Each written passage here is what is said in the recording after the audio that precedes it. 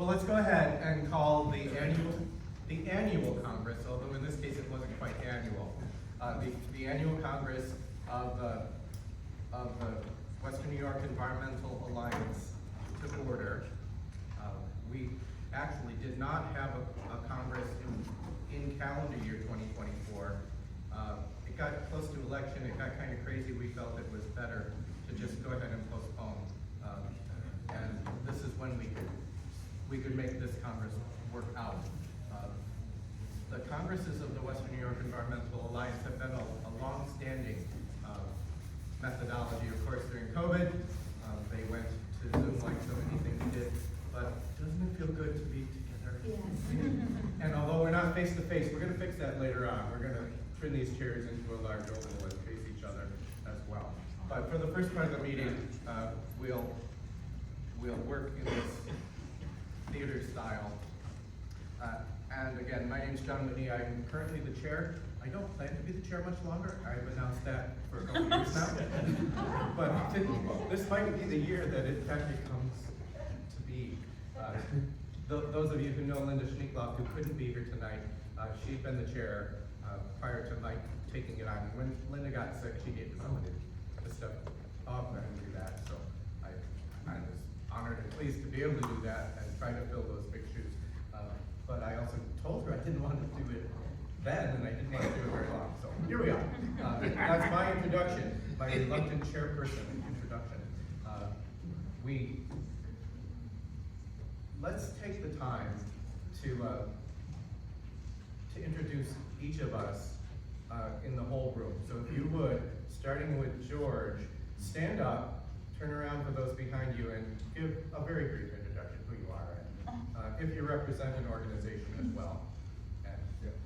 My name is George Bash, and after returning to Western New York, I got really into wanting to interest the region to prepare for the effects of climate change.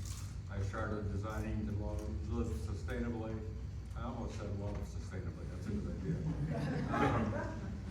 And having had almost zero success with both the city and the county, but meanwhile, the effects of climate change haven't slowed down, so I'm really thinking even more now about preparing for the collapse, the actual collapse of climate systems, and how we better take preparing more seriously. Thanks, George. Hi everyone, I'm Anna Castengay. I'm the Secretary and Communications Coordinator, I guess you could say, of the Environmental Alliance. And Anna's going to be busily taking notes tonight as well. And as I mentioned, although Josh didn't hear it, we do have the meeting being recorded that will serve as some additional background. Do you think you need to turn? It's good, I just meant, do you want me to pivot it as people are introducing themselves? Yeah, go ahead and do that. Okay. Feel free. Terry. Hey, Terry Robinson. I bring the preservation, historical resources angle of environmental concerns to the board, and have been actively litigating going back to the outer harbor and that sort of thing, the shoreline and the loss of historic resources. So my perspective is largely the built environment and that intersection with the environmental whole. And been on the board a couple years, and I think John should he's doing such a bang up job. Thank you, Terry.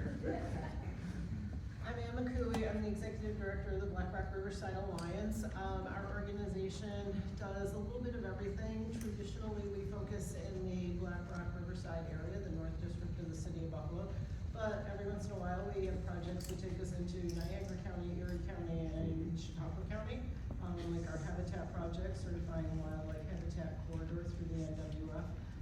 But we also do, we address environmental issues within our community. We're working on a big Rails to Trails project to be able to protect some land and make it open and accessible to the community, as well those community gardens that we do, and then we also do some economic development work. Thank you, Shannon. My name's Janet Lenachek. I'm the chair of the Sierra Club Niagara Group. We have about 2,700 members on paper in the 7 or 8 western New York counties. Most of our membership though is in Erie County and Niagara County. And we also have a statewide chapter, and we are a national club. We're the oldest grassroots organization in the country that's involved in environmental issues. So if you're interested, we have.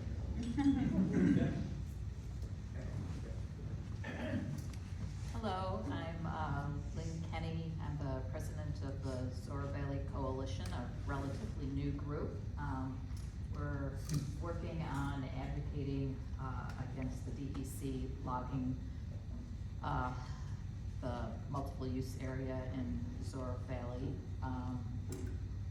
One of the big things that we're working on right now is a BioBlitz through iNaturalist.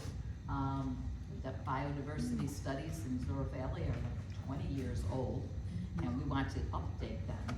So we're looking for citizen scientists to come on out and do some hiking, and bring your cameras and look for various plants and fauna and birds and get them uploaded onto the iNaturalist website, so we have an accurate update of what's actually really living at Zorro Valley right now, and hoping that that biodiversity will encourage the DEC that we do not need any logging there.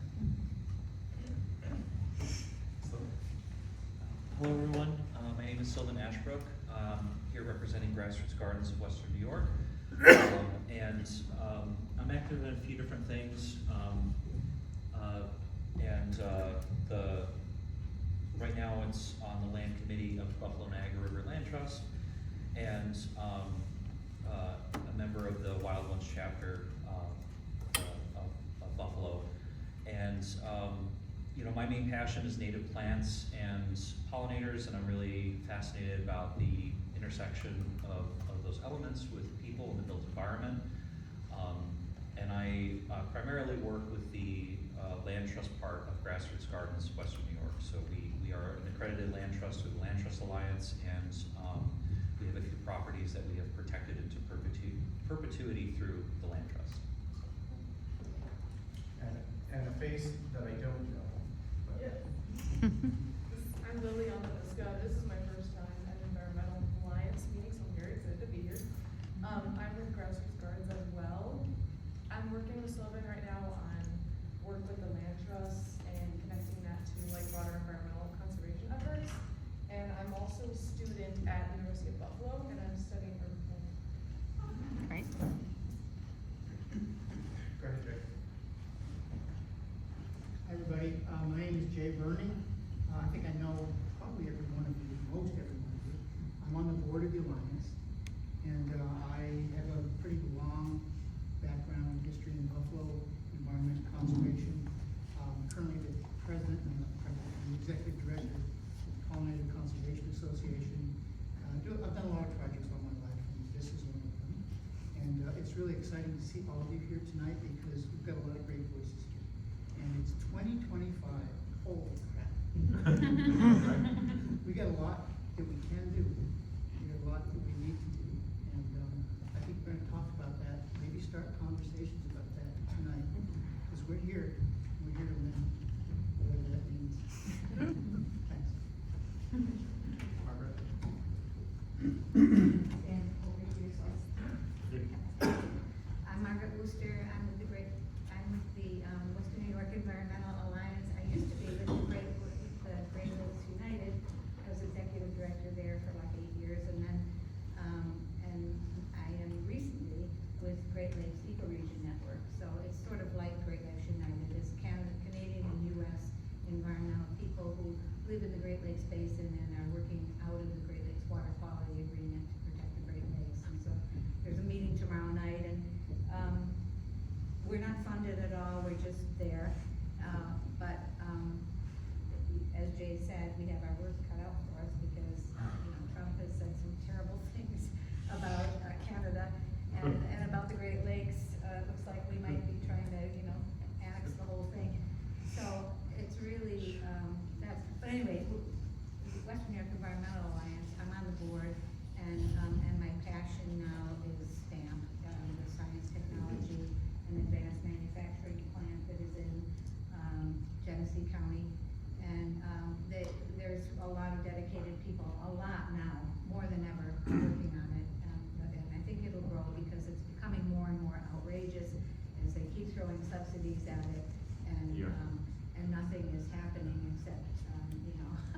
one defunct hydrogen plug power plant that is just not doing anything, it's just sitting there for the last couple of years, they're not building. And then, you know, this data center that is the new thing, and so, I'm very glad to be able to talk to people from North Tonawanda about the data center there and, how we're gonna fight it, so, that's it, thank you. Hi, I'm Pam Sander, and I too know a number of people in the room. I am part of the Missouri Valley Alliance, got involved last summer, regularly attending meetings and investigating this area in Zor, where we hope we can fight the logging of these many trees. But another area where I have gotten to know Andy Cooley, Jay, some others, is through the Adirondack Mountain Club that's not officially supporting Zor. We hope, right now, we hope maybe we can bring them in. We don't know. Yeah. But, I'm a co-chair for programming, and for the last 4 years, I have focused on conservation groups and people, and have had them do programs at our monthly meeting for the Adirondack Mountain Club, the regional chapter, the Niagara Frontier chapter. So it's been a great opportunity to meet people in the community that have a passion for protecting our waters and lands, which is also a big motto of the Adirondack Mountain Club, actually. So thank you very much.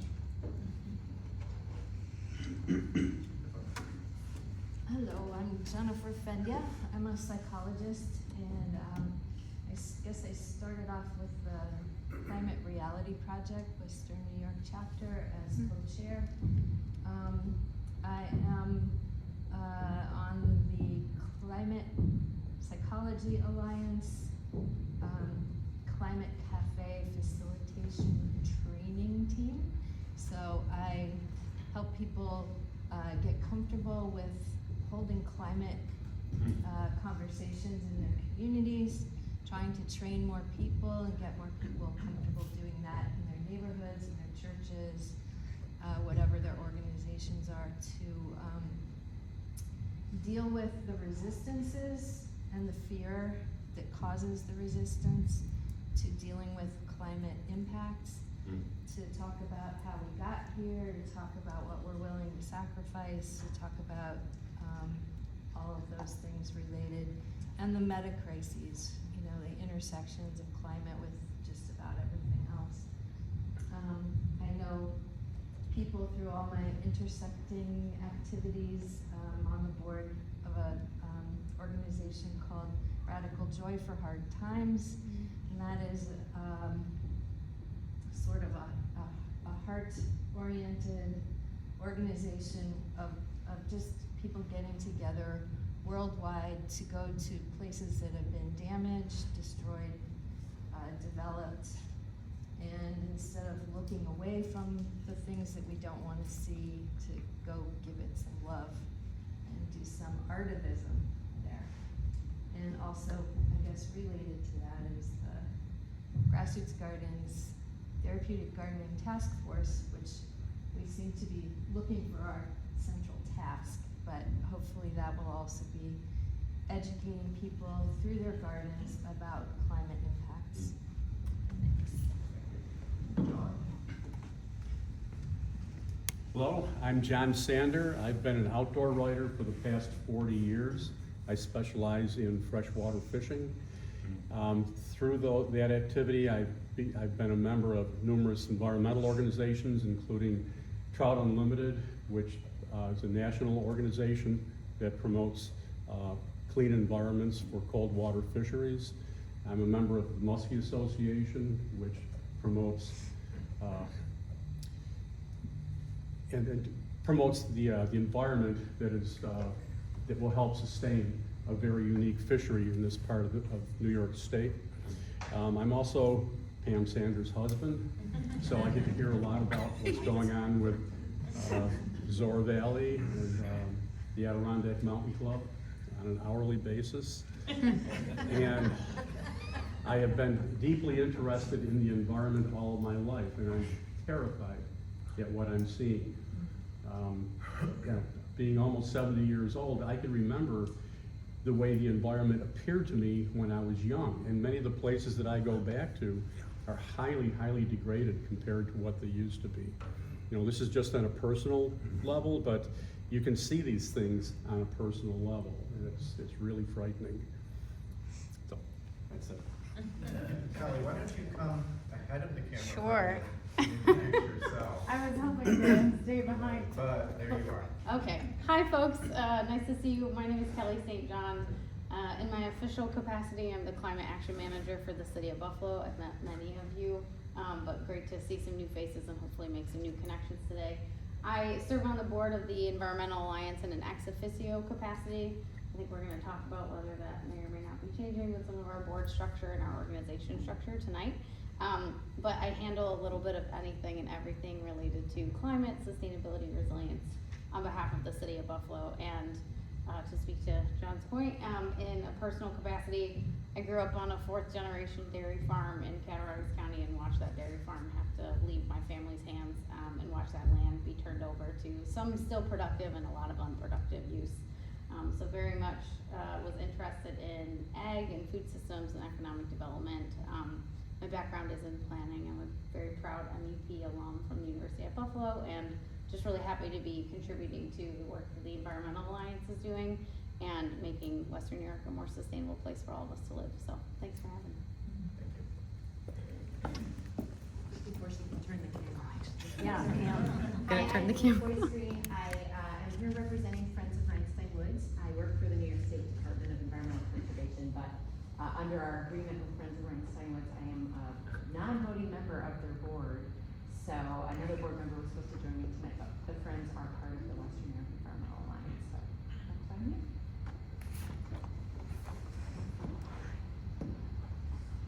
Hi everyone, I'm Diane Picard. I'm with the Massachusetts Avenue Project. We're a food justice and food sovereignty organization.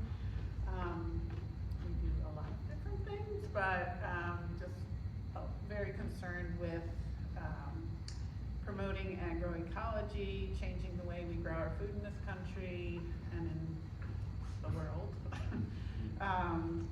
And really training the next generation of youth leaders in food systems work. So we're also doing a big soil health campaign in the city with some partners. So that's my thing. Thank you. Brian. Hello everybody, I'm Brian Smith. I'm the Associate Executive Director at Citizens Campaign for the Environment. We're a statewide advocacy group. I've been based here in Buffalo for many, many years, and we work on a broad range of environmental public health issues, everything ranging from Great Lakes protection restoration, climate, renewable energy, toxics, and others. And we do, and I do a lot of advocacy for policies and funding in Albany and in DC. Used to be on the Environmental Alliance board, and great to see everybody. We could fix that.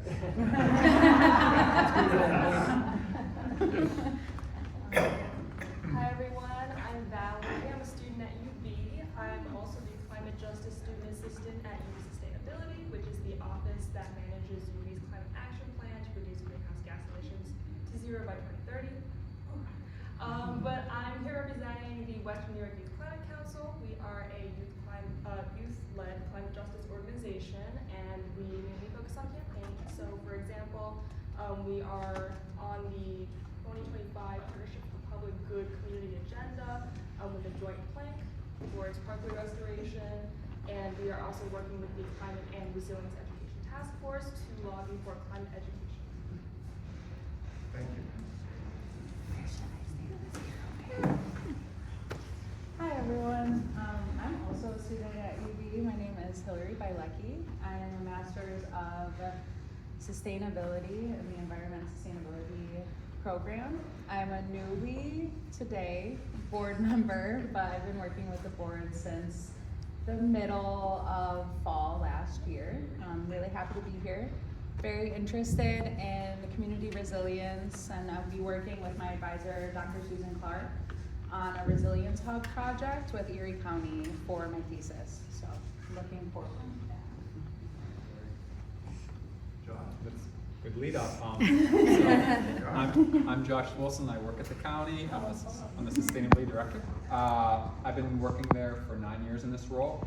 My background, I came to Buffalo actually to work in a job doing vehicle emissions analysis. So I have an air quality chemistry background.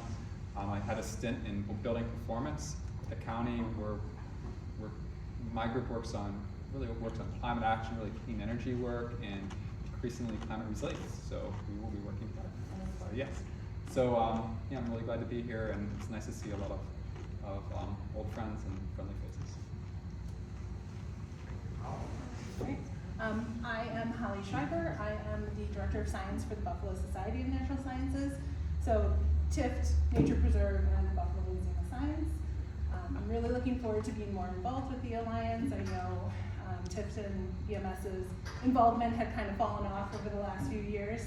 So we are looking forward to being involved and helping in any way we can. Thanks, Helen. I'm going to call on Linda next, just so that we can wrap the room up. Linda, we're just quickly introducing ourselves and a little bit of our role, so you can add Kelly's recording. I'm Linda Schneekloppen. I'm a member of the board, and I'm delighted to see so many faces that I recognize here tonight. Thank you all. And we had said that we didn't know that Linda would be here tonight, but we're glad to see her. She's feeling well enough to be here. Thank you. I am well enough. Thank you. Hi, my name is James DeRosa. I'm an employee here at the Buffalo Museum of Science currently, but I will be heading out to St. Mary, Montana for my 4th season as an interpretive park ranger in Glacier National Park. I am an alumni of SUNY ESF, unsurprisingly, and I have born and raised in Cheektowaga, so I love Western New York. I love the environment. My background is environmental education and interpretation, again, probably unsurprisingly, so I like yapping, I like talking about nature, and getting people from everywhere that I can be interested and excited about being advocates and stewards of the natural world.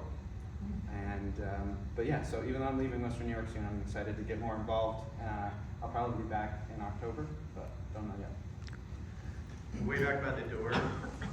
Hi, I'm Bailey. I work at the Science Museum. I'm an exhibit tech, but my background is in art, specifically nature-based art, with focusing on raising awareness for endangered species and extinction issues.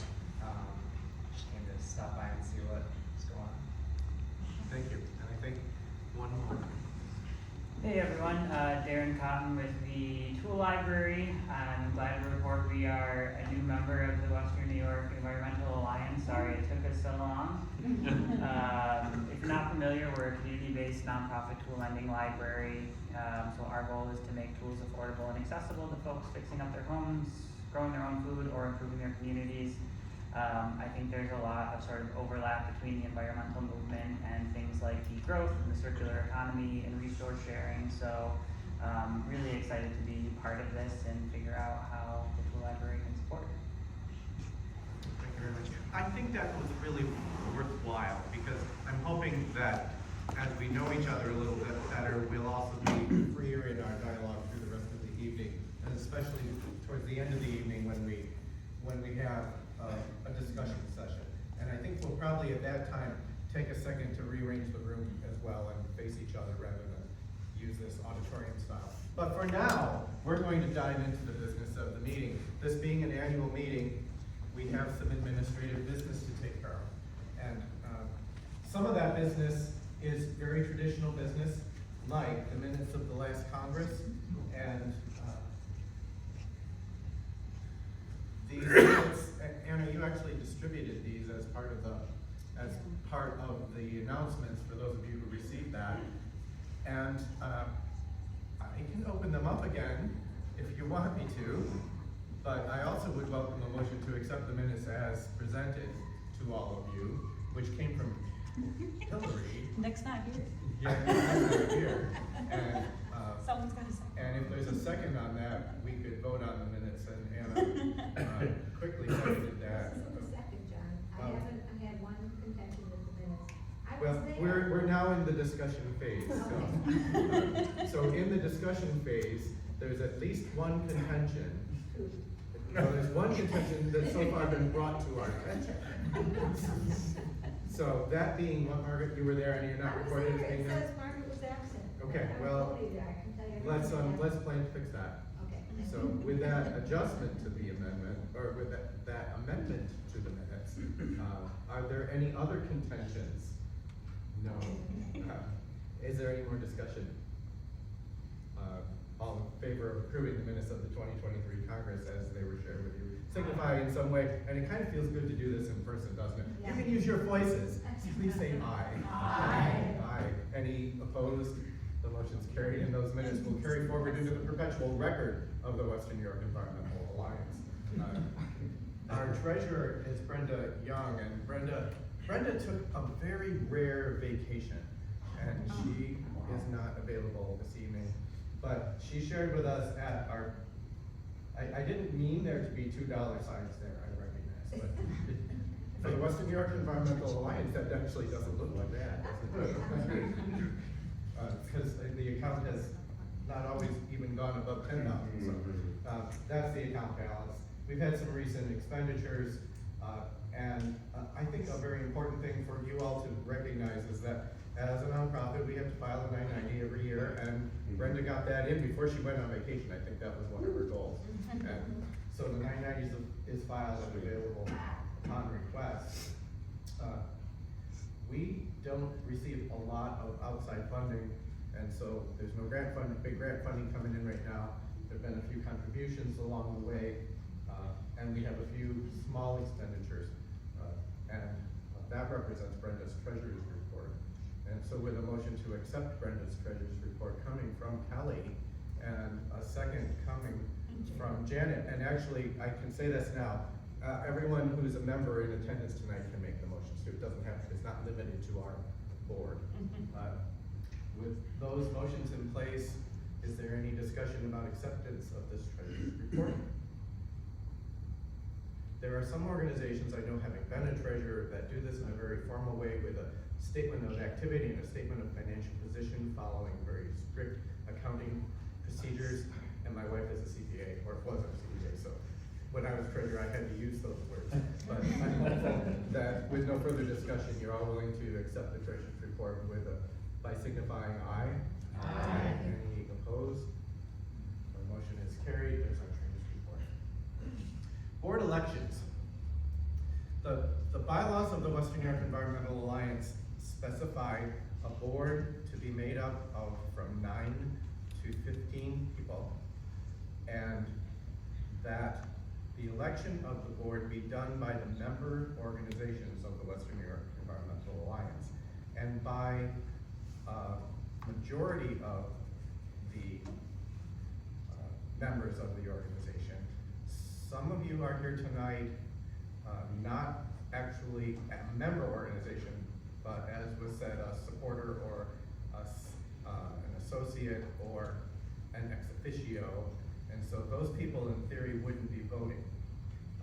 And the quorum would be made up of 50% of the listed members on our webpage and on our records. And we thought about this a little bit, and we have these board elections coming up, and another vote coming up as well. And being an empowering kind of an organization, I feel like as the chair, I'm willing to suggest that we suspend the bylaws and allow for a vote of 50% of those in attendance who choose to vote. And that suspension of the bylaw would apply for this meeting only, but it would give you all a voice in that sense. There's always a possibility that those suspensions of bylaws could be challenged. And should that come about, we would vote again. And that's how I would do it. Otherwise, with the the low likelihood of a suspension of bylaws being challenged, if you're comfortable with that, I'd like you to all feel comfortable voting this evening. On the other hand, if anybody on the board is, even if one of you is uncomfortable with that, we'll go about it the other way. And don't feel bad if you really want to stick to the bylaws, because there are reasons for bylaws. I appreciate that. Are we good with that? Okay. Then for the board elections purposes, and for the upcoming resolution, anyone who who's comfortable voting, is welcome to, and we'll treat that as a quorum of those people. Okay. And Anna has duly noted the suspension of bylaws, and I'll take all responsibility for that should some legal challenge come about. We have this slate of candidates to present to you. Because we didn't have a formal meeting last year, our list of directors doesn't include staggered classes anymore. So tonight we'll actually be voting on everybody. And I arbitrarily, not quite arbitrarily, because I made myself one term on purpose, but somewhat arbitrarily split the group into 1 year and 2 year terms, so we could reestablish a staggered set of terms. And the list is presented, John Whitney, Nick Henshu from UB, and Pollinator Conservation Association, and maybe other things too. He's not here tonight, he wasn't able to be here. Brenda Young, I mentioned, is not here. Linda is here as a candidate and a founder as well. Kelly St. John, we acknowledged earlier. Kelly's grabbing a beverage, and maybe even a cookie, I'm not sure. Kelly, as you know, is presently ex officio, and if she's elected, she'll be elected in that ex officio status at this point. But we'll have more discussion about that potentially later on. Margaret Wooster, we met earlier, Jay Burney, Anna Castingway, Terry Robinson, Phil Kempnile's not here, but his term is up and coming up again. Hillary, recognized herself as one of the new board members as well. So we have Hillary and Pam and Terry, who's not here tonight, but Terry is also a candidate as a new board member, not having served previously. Although Hillary and Pamela have both been serving in a board capacity at the pleasure of the board, since they were willing to do that. But this would become a ratification. Are there any nominations from the floor? One question, up there it says Pamela Sanders, 2 years term, 2005 and 2006. You mean 2005, right? Sander. 2007. Yes, those last three should say 2007. So, well, I'm not going to change it here, but you will be electing those last three candidates. Thank you, Linda, for noticing that. For 2 year terms starting this year. So those last three were 2005 to 2007 years. Yeah, thank you. Anything else that we need to adjust? Any other nominations from the floor, like Brian? I wasn't doing that officially. This is a joke since you walked in. Although I'd be happy to. No. Kelly? John, if I may, for sake of folks in the room, especially if some folks are new to the organization, just maybe give a recommendation or a bit of a frame in just that, we do board elections in some way, shape, or form every year at our annual Congress, and we are always looking for board candidates. So if you don't have somebody now, or if you're new to the organization, we'd be happy for you to take a look at our website and our campaigns and the work that we do. And if you feel, on behalf of yourself as a resident, as a concerned citizen, or your organization, that maybe there's a gap in the coverage of where our board members are coming from, either their life experiences, their residential areas, their organizational positions, we'd be happy for you to bring that to our attention and make a recommendation as well. Yeah, that's great. And historically, not all, but most of the directors came from one of the member organizations, although that wasn't a requirement. it was part of what the organization hoped to do, to tie the organizations together more directly. Hearing no nominations from the floor, we can choose to vote individually on each person, or if someone would like to make a motion to accept for the secretary to cast a unanimous ballot for the entire slate, that would be my strong invitation for Jay to make that motion and for someone to second that motion. Go ahead, Sylvan's got it. So we have a motion on the floor for the secretary to cast a unanimous ballot for the entire slate of candidates presented before you, with the correction that those dates are for the three new members are 2-year terms, 2025 through 2027. Any discussion? Hearing none. All in favor say aye. Aye. Thank you. Anyone opposed? If you're opposed, we put you out of the board, so that's. So I'll also note, under current bylaws and practice, directors serve until they're replaced or no longer willing or able to serve. That's just sort of how the board operates anyway. So, thank you. Elections are concluded, which brings us to, I'm not expecting any of you to read that. This was what was shared with you, which you of course read when you opened your email. But the bottom line is, we brought it up at the last Congress. We've debated it at board meetings many times as well about whether the Western New York Environmental Alliance should remain a membership organization, a specific type of nonprofit, where the members, all members, official members of the organization have a say and a vote at organizational activities like board of directors and official motions that happen in the presence of the full membership. Or if the organization would, like many member organizations have done, or never start out that way in the first place, be a board of directors led organization. And there's a lot of reasons for one or the other. And I don't know, those of you who represent an organization, how many of you are board led and how many of you are member led? Do you know? Board led. Board led. Although you have other organizations that work with you that are member led, you said that. We have the Black Historical Society was a committee under us, and when we set them up, when we initially set them up as a membership committee, and then when we spun them off to be their own not-for-profit, they maintained as a membership committee.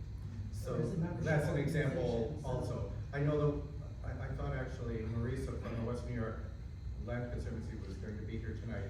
I know that's an organization, the founder of the organization that started as a membership organization, and along the way, after I was actually not on the board anymore, elected to switch to a board-led, a board-directed organization. That's another example. Anyone else have the example? Well, that's the bottom line. So this resolution with all the whereases that you all read really walks through the rationale for why one might do that, and concludes with, well, now therefore it be resolved, the directors and officers of the Western New York Environmental Alliance are hereby authorized and instructed to complete all procedural and administrative actions required to convert the organization to a membership organization.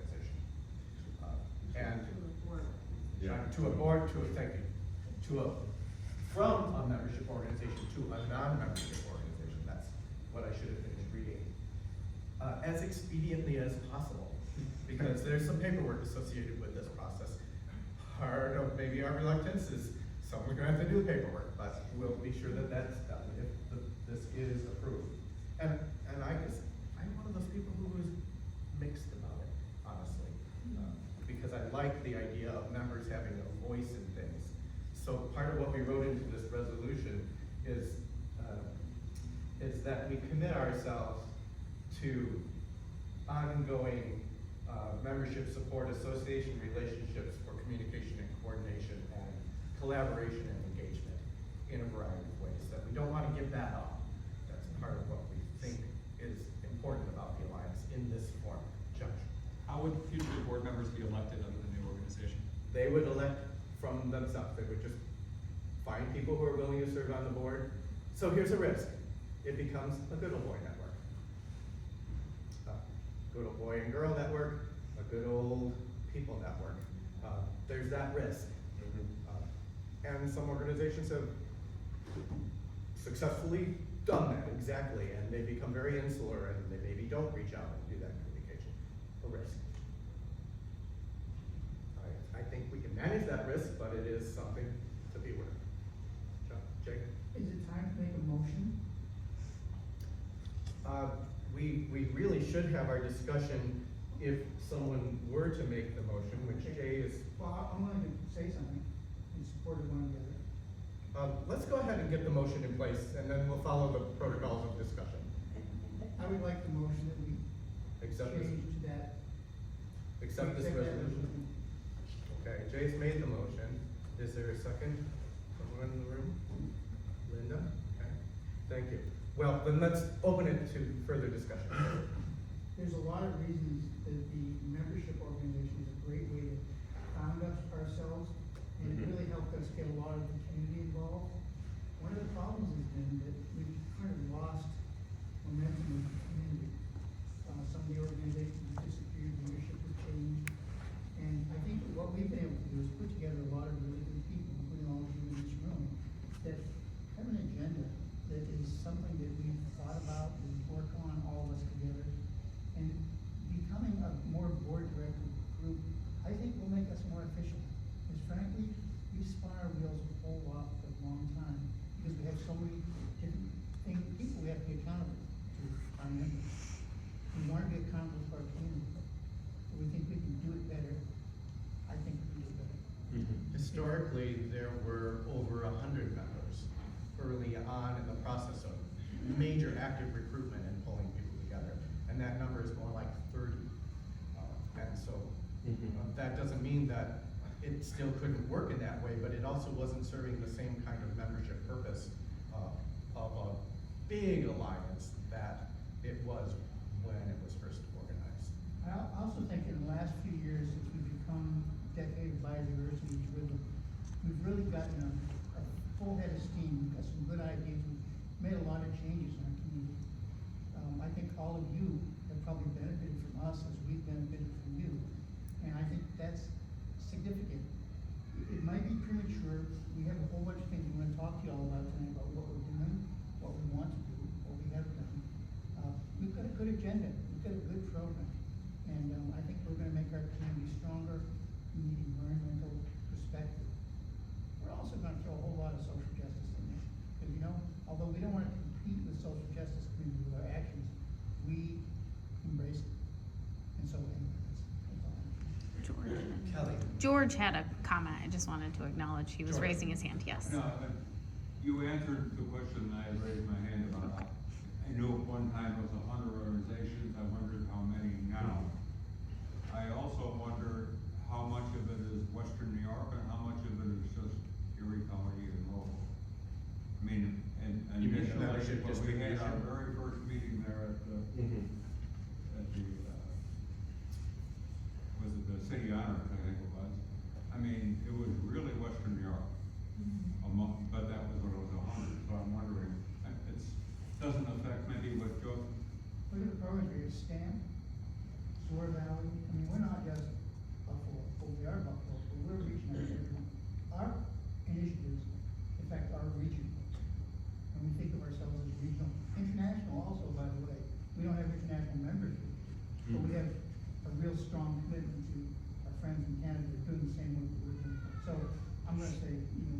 I think to George's point though is that there was considerable drop off, but it wasn't just outside of Erie County. It was across the board, including lots of smaller, not highly organized groups that were still a group with a name and somebody that you could connect with, but they're just off. Some of them. And then some groups that we would love to have more actively involved, like what was Buffalo Riverkeeper, Waterkeeper along the way. they're not present today, and they're a very different organization than they were early on. But they're not active as a member organization, even though they still are on the list, but not here tonight. So there's just been changes, and so as we've debated this for a few years now, this is sort of where we came to. But again, it could go. We'll see how the vote goes. I was just thinking that some of you in the room actually have been here the whole time, which is, pretty interesting if you think about how long we've been in that. And I think one of the things, George, in answer to your question, is that why would people drop off? Remember, one of the main reasons we got together was in order for groups to get to know each other and what each other were doing. And we formed those working groups that were very, very effective for a few years. If you think about how involved we were in the Green Code, many, many actions took place during that time. But in an interesting way, the working groups were very successful, and now there are conglomerates of groups who are actually working together, like food. It's like there's large groups of now people working in food, where when we got started, I think you were the only one around. So it's like, so some of the purposes have changed, and now what we do is that we're thinking on kind of larger issues or combined issues, and different organizations move through that in a different kind of way. So I think in the answer part to the question is that maybe leaner, meaner, or whatever. No, we don't want to be mean. No, that's what we're thinking. But the fact that is that you need a different organizational model now to be effective to do what we're trying to do now. And so I think that's why this proposal will come forward. Thank you all for your consideration. So that one question I had, as many of us that work nonprofits deal with this, is just changing from one organization type to another make us more competitive grants? Like, Well, does that change grant availability? we talked a little around that subject about, well, for one thing, we are not an organization that historically has gone for money, because we feel that's the member organization's role, and we didn't want to be in the competitive position with those. So might we go for money? Early on, the seed money really came through the Community Foundation for Greater Buffalo. That set up the organization, actually put some constraints around it as well, with the expectations that went along with this big membership organization alliance.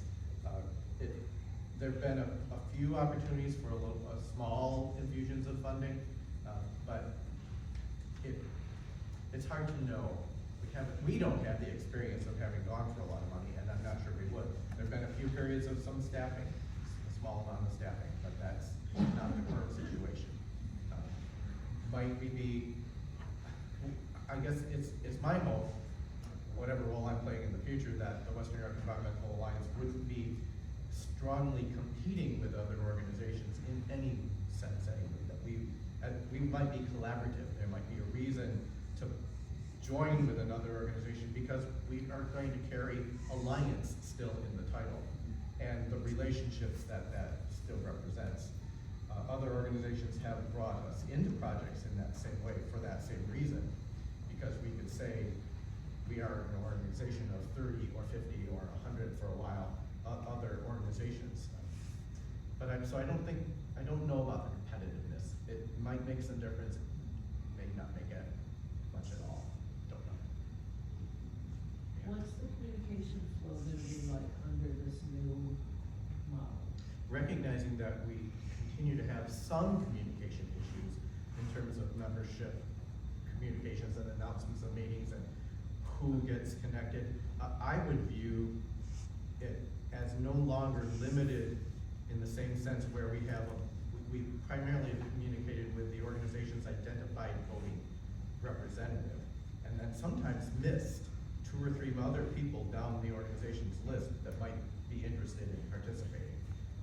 There's no reason our list can't be anyone who wants to know, in addition to the social media communications, and we hope that the website that will remain a robust communication source. So if Sierra had 5 people that all wanted to be on the notification list, there's no reason to not have them on there. they don't have to be called members because they're not voting anymore. Or they can all be called members, and we'll have to sort some of that out. We have to sort some And of then that out. how does, because I know there have been a couple of times when we've had issues come up and we've asked for the Alliance to, you know, write letters of support for, you know, things that were important to our community and what have you. How would that flow through if we don't have representation on the board? Just bring it to the board's attention. Any member of the board can bring it up, or bring it up with the chair, or the communication coordinator, anyone. So can pretty bring much it. the same way we're doing. I don't see any difference in that. One of the things that we learned along the way is we had some members expressly tell us, I won't mention organization names. Yes, I won't. Really good attempt. We've had a few people say we cannot consider ourselves as members because of the advocacy positions that you're taking, and that, and our organization doesn't allow that. So we said, well, you can still be a supporter or an associate without actually being a member, but they still weren't comfortable with that for whatever reason. Maybe it was a pure excuse, but maybe it was legitimate. I mean, there are going to be differences of opinions between organizations, and that also was a little problematic for a membership organization too. Jay? I just want to say one thing about your question. We're pretty vigilant about looking at requests and being open to discussions. We get a request for support, and we need to talk about it. At our regular meetings, we talk about it off. So we're very much interested in helping support environmental things in our community, and so I think we're really. It'll come up on one of the slides later on, but we have a rapid response team, because we know that sometimes those letters need to come out before we're gonna have a board meeting again. So we've authorized the rapid response team to react. As long as it seems consistent with our themes and priorities and goals and mission, the response letter or the electronic signing of a document will just happen. And sometimes we won't do it because we think it just doesn't quite fit. We're really appreciative of your wanting our support, and so, we value you, so that's part of our motivation. We want to be valuable to you. Any other, Terry? So a couple of those questions kind of point out that should we affect a change, that you probably need a bylaws committee sitting to make some subsequent adjustments for that. Yeah, and the resolution recognizes that the bylaws will need to be changed and will need to do the filings with the state related to the status of the organization. In fact, it goes beyond that. We've even alerted the insurance company that this may be happening, and they said, well, as soon as it happens, let us know, because we're gonna have to look at your policy and see if we need to adjust it. So there will be spin-off implications of this that the board will have to manage. But that is important, yes. As we're looking at the bylaws, we may look at some other things too. Right. But we won't have, if the vote goes through for the change, we won't have to ask you about it. Just do it. If we made bylaw changes otherwise, they would all come to you, and it wouldn't happen until the next Congress, because that would be the process, unless we called a special meeting and managed to get the quorum and didn't suspend the bylaws. The other things that would happen. John, that's the two main changes, right? I haven't read the resolution, but is that it would change it so the membership, there isn't a membership that elects the board of directors. And bylaws changes can happen by the board of directors. Other than that. Yeah, all administrative actions. In theory, there could be financial things that you could vote on tonight too, if we had something to bring up. Right. So that any other votes, but yes, that's mainly it, election of the board of directors and, approval of administrative changes like bylaws. Because otherwise, in a membership organization, the board of directors still can act as representatives of the membership and do all its And duties. do in our monthly meetings, or if we go to bi-monthly meetings, whatever that happens. That is how it happens anyway already. The board acts on your behalf throughout the year, except for Congress. Right. Okay, thank you for explaining. So, although you might be giving up a vote, I don't know how much you're actually giving up in reality. Any more discussion? We have a motion, and a second. Call the question? Yeah, any questions been called? All in favor say aye. Aye. Anyone opposed? I might go on the record as opposed, just for that purpose. Because I argued strongly against it with the Western New York Environmental, or Western New York Land Conservancy. And I feel like I should be consistent. That's why we're gonna keep this chair. I really, I worry a lot about this good old people problem that can happen so easily. And so when I wrote this resolution, I really am serious about ongoing application coordination, collaboration, and engagement. That's what I think is going to be most important about the ongoing activities, however it plays out. Thank you for the vote. Okay. You might also want to think about term limits then on your board if you want to avoid the good old employees network or. An actual locked-in term limits. Yep, so that's a possibility. Yep. Please, term limits. And this might be a possibility, so Grassroots Gardens and the Buffalo Niagara River Land Trust have had non-board member committees, which has been helpful. The working So, like, groups for your organization. Right, exactly, so that might be, a way to recruit new Keep it board bigger. members. Yeah, More people involved and engaged, yes. right, either people get, or less terrified of like the board commitment, right? It's just like you're stepping in when you can, and we found we've had consistent engagement through that process. Okay, those are all things that as we work through this process, because it was approved, will sort themselves out. Yeah, those are good suggestions, thank you. Everybody stand up for a second. Stretch. I've been standing, but I still feel like what that means you're tempted to leave. I'm gonna call Jay up for a minute, and then maybe a couple other people as well, throughout this. This is our what have we been up to section. And we won't spend a lot of time on this page because we have a few more details on subsequent pages. But essentially, this is a set of campaigns and programs and initiatives that the Western New York Environmental Alliance has been up to over the last couple of years. And that includes the Decade of Biodiversity, the 30 by 30 efforts, the Rethink Stamp, our Harbor, and a series of others. I didn't highlight in blue because I actually made links on these, although I'm not going to click on it yet because that will take more time. And we'll talk a little bit about Door Valley. We have a series of things we're involved in. Some we call campaigns.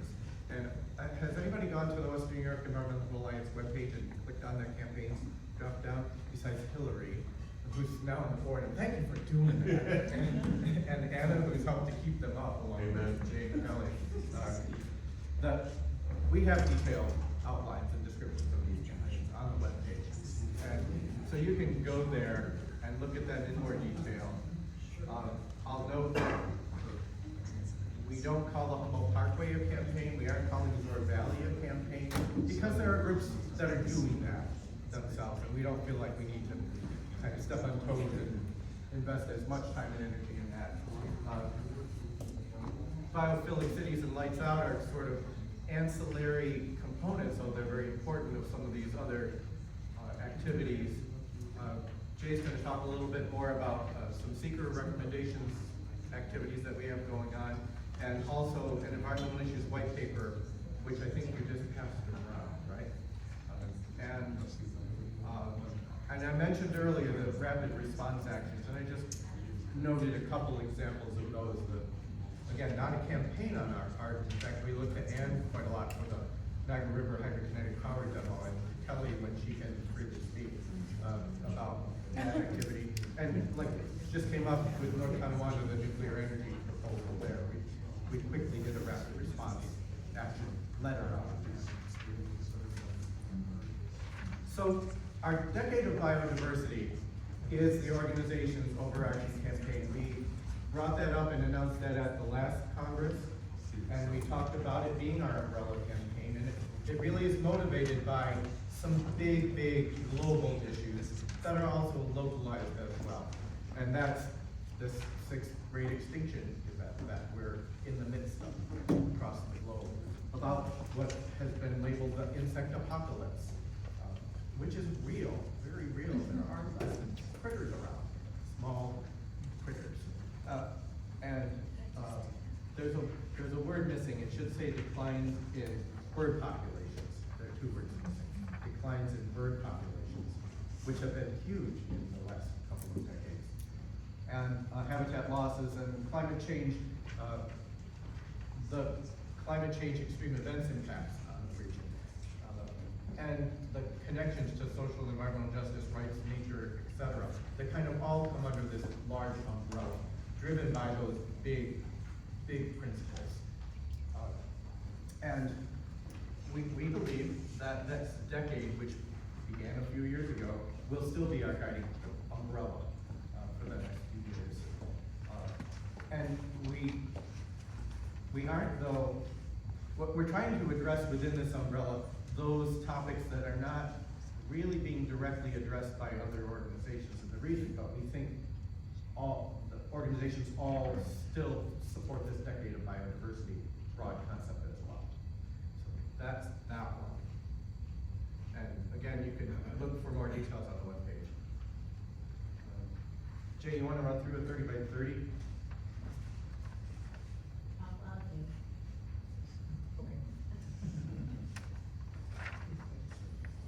Can you hear me okay, Linda? Louder is better. Okay, I'll try to come up here.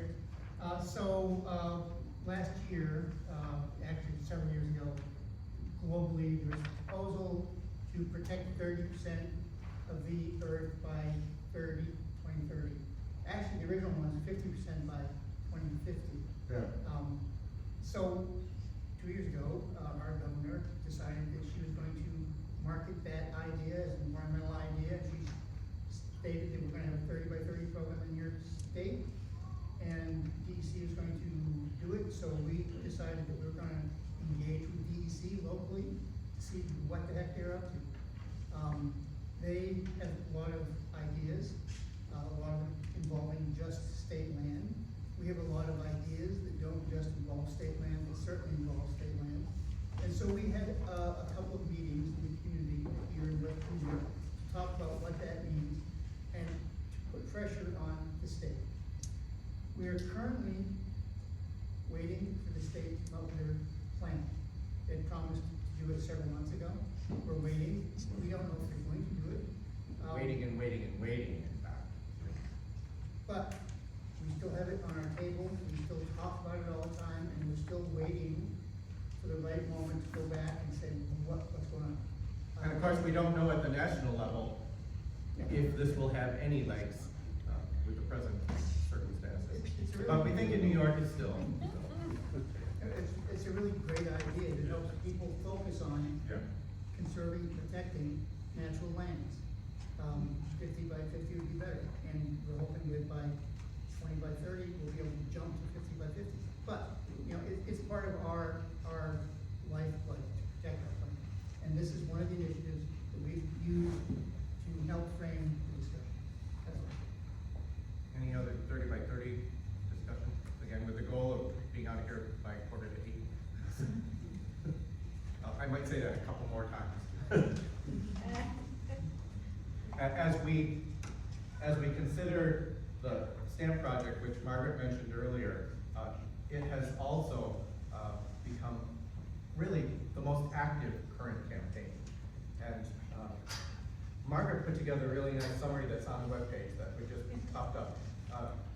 We could have spent the whole evening doing another stamp talk, and we may well, in one of the upcoming sessions, be completely dedicated to stamp once again. But knowing what we had to get through with the Congress, you can go to the webpage and see that really great summary that Margaret put together on the campaign for Rethink Stamp. Is there anything on there that you want to know more about? Recognize that the Western New York Environmental Alliance doesn't want to be in the position of addressing the sovereignty issues that the Tonawanda Seneca Nation needs to deal with directly and is dealing with directly. That's not the role we want to play. We will remain focused on the environmental ecosystem and maybe some of the other issues like how it costs so very much. So just to mention that we are going to be co-sponsoring a film viewing of Unheard Voices, which the allies of the Tonawanda Seneca and the Tonawanda Seneca put together it's a 10-minute overview of the issues at STAM. So we are working on presenting that probably sometime in the next 2 months. And if there's any groups that would like to also be co-sponsors, they had an event in Rochester that was very successful where a lot of organizations came out in support of this. And so we are just looking for other co-sponsors who can help us network and get people out to see the film. So if anybody's interested, you can Linda, come. you thought you were close to a date and venue today? No, but, the dates of it would be in the last week in, April and the first week in May, or the ones that. That's what we're heading that work for. for them, so we haven't been able to confirm yet that, but if you're really interested, you can let, Anna or me know, and we can, when we put the flyers together, we'll be able to put the organization, thank you, putting. We'll do Janet first. I just wanted to add that the Sierra Club is very involved in this stamp situation, and we are actually looking to raise funds to possibly take legal action to stop the state. They're looking at putting in a data center, which would create. Or 2 data centers, or 3. Two who or knows? 3, yeah, that could create so much noise and, very few jobs and eat a ton of energy and water use. So we are actually exploring legal actions right now. One of the big issues is to accommodate almost any of the projects, they're gonna have to get water there, probably from the Niagara River with a new pipeline, all the way from the Niagara River to that location. Margaret? You know I want to say something, but what do I want to say? I just want to say that there is, it came to my attention through the whole Shoshone Environmental Task Force, Neil Patterson and Linda Logan. And these are people we've worked with over the years, and Linda in particular worked at, and Neil too, on Great Lakes issues, on the Outer Harbor, not so much on the Outer Harbor, but the Niagara River, when I was working with the river keeper.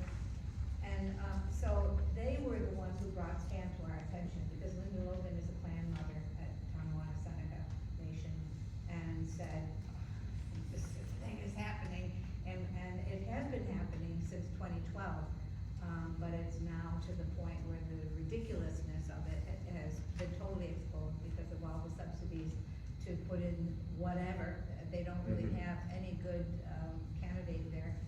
And all the destruction that it will allow or create. And so I think a lot of us have become very aware of how important this area is. So it's really great actually that we can be the Western New York Environmental Alliance, working with the allies of the Tonawanda Seneca Nation. We're sort of like 2 tributaries coming into this project. And not that we don't care about the Tonawanda Seneca, we really do, but we're arguing it from the environmental point of view. And we really do have a lot at stake for Western New York and all of us. Our water, everything that we take for granted, is at risk because of the importance of this place to our water and to our life here in Western New York. Our birds, our biodiversity. It is, as one of the guy who started the Iroquois National it's our largest national wildlife refuge is there.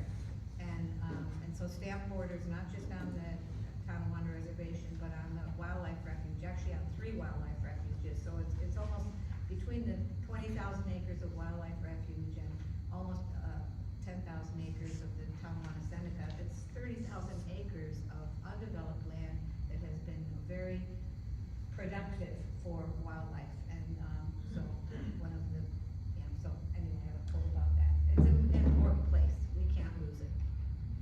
Thank you, Margaret. And the fourth bullet here sort of leads into why some of the other things that we're talking about are going on too, because this is such a bad example, but such an important example of the flaws in seeker and how that's implemented. And from my perspective, the screw-ups of IDAs and economic development agencies and Empire State Development in general. Yeah. But it's so flawed, and part of what we're gonna try to deal with in the coming couple years. And Margaret mentioned our Outer Harbor, and see that QR code? Is there anyone here that has not yet signed the petition? Here's an opportunity. Grab your device and scan that QR code, or go there later, you can do that too. I think it'll actually work. Since the last Congress, we lost the lawsuits. But I really think it's important to recognize it was not on the merits. They never heard the merits of the case. Yeah. It was frustratingly about the timing of the filings. And not even a standings issue, because that one, the standings were accepted. It was about procedural issues and timing of when the suits were filed, which were arguably not correctly determined by the courts either. It could be argued that they were fine, but it didn't go through that way, and we as a group decided we just couldn't throw more money at it. But what's frustrating for all of us is the misrepresentations of the Erie Canal Harbor Development Corporation to this day, with what they said they were going to do with the land and what has actually been done and continues to be done on a monthly, weekly, daily basis. This, not too long ago, well, we were told how many concerts would be held there a year? 8. Well, 6 to start with, then they said maybe 8. And how many people? 6,000. They claimed they dropped it from 8,000 to 6,000. And now, last year they had 15 concerts, and they're saying they want to do more. So, in part, well, again, it represents what's wrong with IDAs and economic development organizations from my perspective. That petition now has nearly 43,000 signatures on it. Maybe Sylvan got one more just now, and we're on our way to the next big goal of 50,000. That's a lot of people signing a petition from Western New York State. So if you want to help spread that message and get more signatures on it, we'd love to see it go to 50. That triggers something in change.org that makes them throw that petition out even broader. So we'd love to get to that 50,000 and then take it to the, let's say that let our elected officials know that this is the opinion that's been expressed by 50,000 or more people. That's huge. John, Yes. just one more thing, and this relates in my mind anyway to Fendia and her work, but so, one of the reasons we got so involved in the Outer Harbor is because it was coming back, and it was, if you ever looked at photographs of Buffalo from 1900 to, through the 1970s or 60s, the Outer Harbor was wall-to-wall industry. There was nothing. There was no life. And there was no life in the Buffalo River for the first, first 5 or 6 decades of this past, whatever. So, thank you. And it was really dead.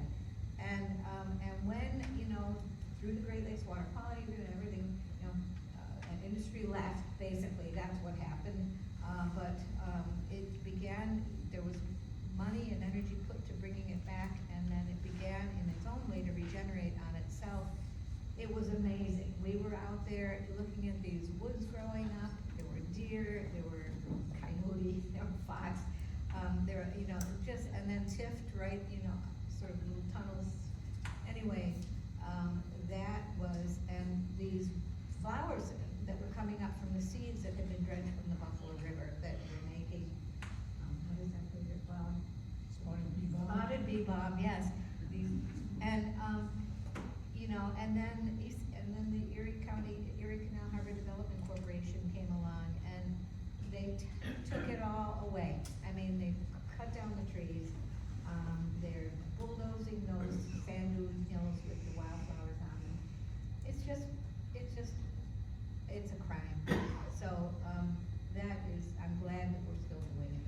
Jennifer and Linda held an event there. One of the things that Jennifer mentioned earlier on, maybe you were going to jump on that too. Well, I would like to say that one of the things in the Druid earth-based, nature-based religion that I learned was that if a place is going to be damaged or destroyed, you don't want to raise its energy. So you want to put its energy to sleep, because that's what you would do. Anesthetize people before you cut into them. You would do the same with the earth body. So I mentioned it to John. Maybe you could write us a lullaby. Kind of joking, but we show up Don't on joke the with John. right. We show up and there's John with his guitar and sheet music for us to sing together this lullaby to the land, and it was very moving. So Radical Joy, what people do is go to a place, gather together, and their logo or their mascot or their emblem or their gift, our gift, is a bird. And so we take elements that we find on site and we make a gift to the place.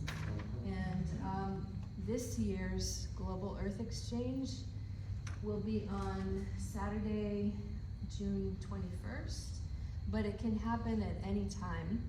But this year, the flags that are distributed to the first 50 people who register their site are going to be made by Stitch Buffalo. I'm very, very excited about that they were happy to partner with us for this. And there will be a community flag making, printing, and embroidery, adding a little bit of unique embroidery to every flag. And that will be on Saturday, April 19th. So please, it's 10 to 1, I think.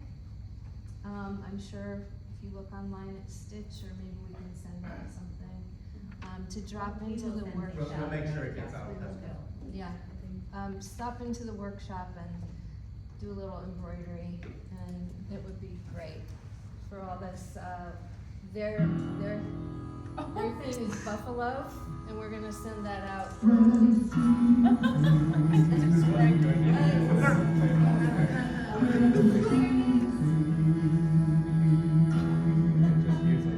Rest easy, though your waters are troubled, though your shoreline is troubled. We've made so many mistakes. Rest easy, though the night seems forsaken. Selfishly taken, what was not ours to take. Rest easy. You get the idea. We'll get that link will be in the correspondence as well. But we have too much to do. I don't know, there should never be too much to do for a song, but still, we have to get through this.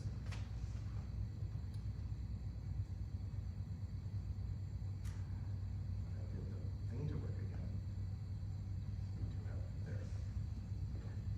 Yeah, go ahead. Watch our keyboards. Yeah, sure. So this is another initiative that actually Jennifer and Hillary, and actually almost everybody on the board has been very helpful with. So we call it Place Attunement. So it's basically how do we get to know our land, our community, each other a little bit better. And through this initiative, we are hosting in-person gatherings that we're calling community conversations, as well as creating story maps that can kind of delve a little bit deeper into the intersections of the built environment, the land, our culture and history. So this is all available on our website. One of the things, I'll also have the events that Jennifer was mentioning on this page as well as on our Facebook page. Anytime we have a new in-person gathering or a new story map comes out, that we put that on our social media. And also, I really would love to be able to write more story maps and host gatherings with the members that are here. So if you are interested in figuring out how to get involved, you can come up to me. I've written a story map with Terry about the Humboldt Parkway, just talking about what he envisions the future of Buffalo could be if the parkway system was restored. I also have a story map coming out about a Tonawanda Seneca farmer who has a regenerative farm and a culture center, and his connection to growing food that's indigenous to this area. So I'm hoping to get a lot more and kind of have a large map that connects to a lot of different campaigns, organizations with resources to have sort of a centralized location that really feeds into the Environmental Alliance's vision of being a collaborative space. Thank you. Yep. And notice that there is a kind of a name change. Some of this was done under an Awakening Lands label, and Anna's let us know that there's a realignment, and Place Attunement is sort of the label we're going to carry on for a while. Recognizing our time constraints, we'll make sure that this full set of slides comes out about ZOR. You want to do a quick, you talked a little bit about it in your introduction, but this is a nice summary of, this is not a campaign, like we said. This is an activity that we're trying to stay connected with and on top of and supporting, but not actually making a campaign, because there's a group that's doing a good job of it already. Well, I had kind of said my blurb on it. Obviously we're concerned, with the DEC's plans to, log parts of the multiple use area in ZOR. There's already a protected unique area, including old growth forest. We believe the area around that unique area should also be protected. And we're very concerned about that the DEC really didn't conduct a full appropriate public hearing process, and we've been asking our local DEC official, our Commissioner Julie Barrett O'Neill, and then there was a interim DEC commissioner, and now there's a acting DEC commissioner, Amanda Lefton, that is waiting to be voted into her position after the New York State budget is passed. So we're reaching out to her, and we've been reaching out to the Governor Hochul, saying that we really think there really needs to be a full public hearing process completed. And we don't believe it was followed under SECRA, and of course, then again, everything comes back to SECRA again too, and are things being properly done. So, we're concerned that the logging is being kind of done as a way to improve bird habitat, but we have a lot of organizations, the Buffalo Ornithological Society and that, who have also joined the Zoar Valley Coalition in disagreement with the plans that the DEC has. And as I was talking, we're planning this BioBlitz, which is starting April 1st, really to get out and do citizen science and finding what actual plants and animals and insects and birds actually are in Zoar Valley, because all of the data is so old. And that actually is part of our concern with them going ahead and then wanting to finalize this draft unit management plan that has been sitting on the shelf for so many years, that information is old and stale and really needs to be updated before any decision is made. We really encourage you to get out and go for some lovely hikes around Zor Valley. The scenery is beautiful, and bring along your cameras and take those pictures and upload them. And then in addition to that, there is an Art of Zor Valley 3 art exhibit that's gonna be done in the Springville Center for the Arts. And in conjunction with that Art of Zor Valley exhibit that's gonna run for several months over the summer, we're also going to be sponsoring a lot of different hikes and events all geared around Zor Valley. And you know, we're hoping to bring in some well-known names, and so that information is going to be released soon, and I think people will be excited about that. And here's another petition opportunity. Again, this will get shared out, but someone's gonna test it now too. Yeah. See if you can share this. This is not asking for money, this is just a sign of petition. Yep, it's change.org, a wonderful group that really gets member of the community a chance to weigh in on what they would like to see protected. So I was gonna say, we hope more people come and explore Zor Valley and look at our website. We have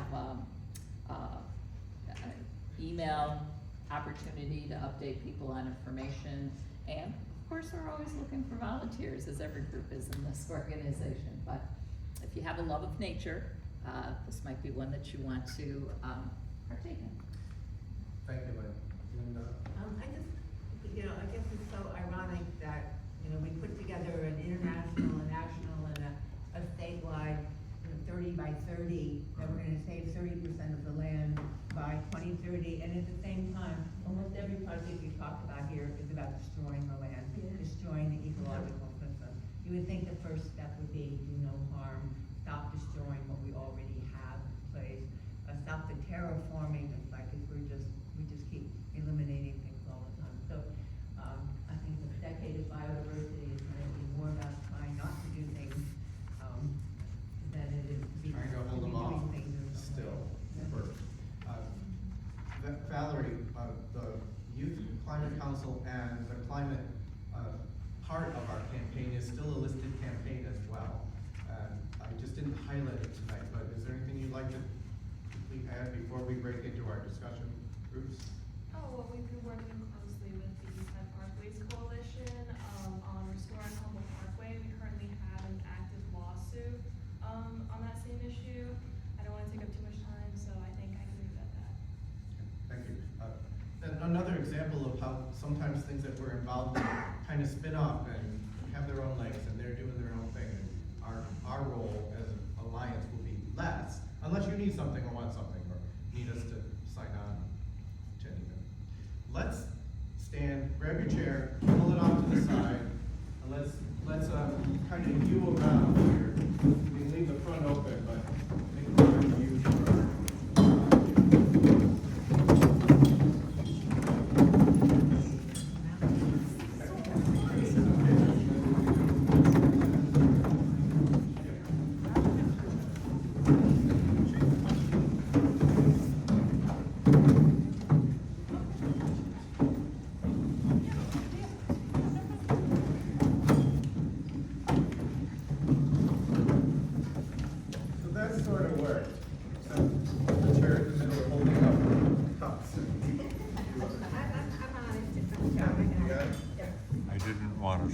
I don't want to talk. In fact, I would rather arrange something to catch up where we can sit for lunch or something. When we did our introductions at the beginning, we kind of gave like organizations a chance to say a few words about what they're up to. I don't want to take away that opportunity now, even though you're not members of the Alliance anymore officially. But if something comes up, feel free to share with us. But I think I want to use what time we have left for a group discussion. Again, a few people even had to leave already, given time constraints. But I have 4 questions that we thought we would present to the group. The first one, what do you think are the most pressing issues we face? And you can take it at what level you want to, locally, regionally, nationally, globally. How do we ensure environmental protection and environmental justice? And I'm not afraid to say, especially with the darn federal changes that we're all facing right now. How do we promote, coordinate, and sustain effective continuity, coordination, and collaboration? And how do we help each other? Those 4 questions are things that we'd like to try to capture some thoughts on that will help to guide some future activities. That's our hope for this session. And Holly, you're still here. We are promised to be out of here by 8, so we We're should open have, till 9. So. We're open till 9? Yeah. Do we have official permission to go a little past 8 Yeah. if we need to? Yep. Okay. And I won't get in trouble with Bella. I'm Or, here. okay, great, thank you.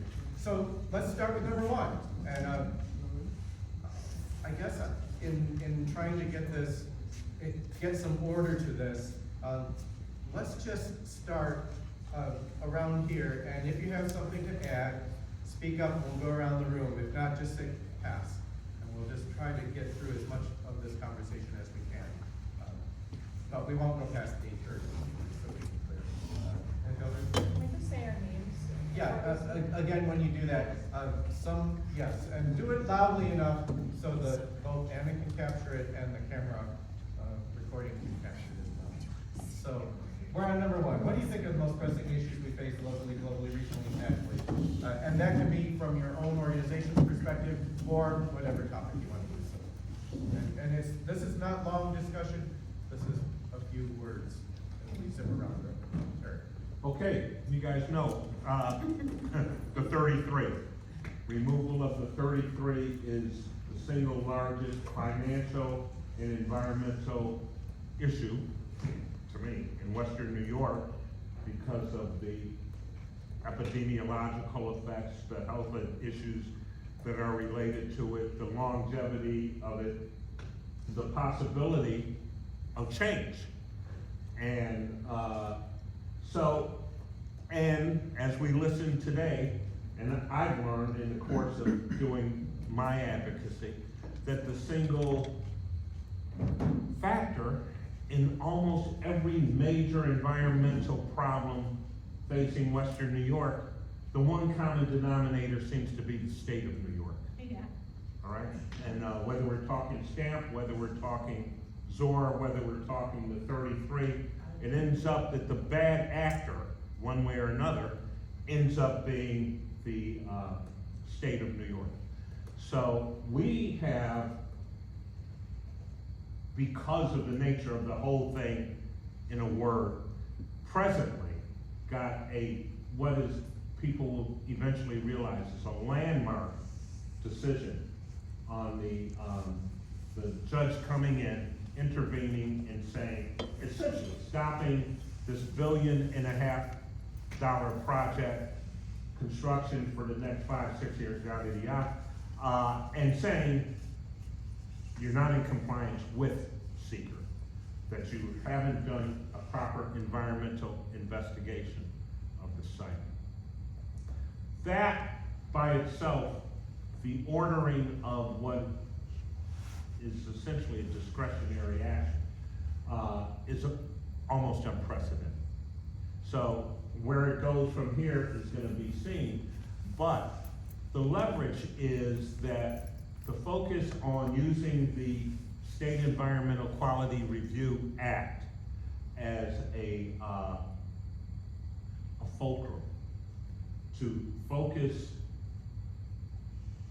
the community at large, awareness that no one, so to speak, that there's a collusive effort to avoid environmental review and impacts when it is supported by the politics or whatever the the IDA, those various different entities that come in, put the thumb on the scale, and you don't, and deprive the people that are supposed to be protected by environmental review. Doesn't happen. Doesn't happen if we're talking an energy project in the wetlands. Doesn't happen if we're talking a highway through a residential. Doesn't happen if we're talking logging at Zor Valley. So we have right now what has happened as sort of a member of the East Side Parkways, and I have my beefs with them. But it's a coalition, so there's a lot of different agendas, a lot of different moving parts to it. But what we're starting to see is what has happened was in the last few weeks almost, we're the #1 plank on the Partnership for the Public Good, okay? Yesterday, day before, turns out that Preservation League of Western New York makes us one of the 7 to save. The preservation and historical resources portion that rests within environmental law. So we've got environmental, we've got preservation, we've got the environmental justice component and the health issue component of it, all working together. And so what it gives us is a certain synchronicity, a certain capacity right now to make common cause with folks defending the trees and the old growth, if you will, of Zor Valley. The human and cumulative effects analysis of an action, any action, and what it does to the people that are involved, what it does to the climate and the overall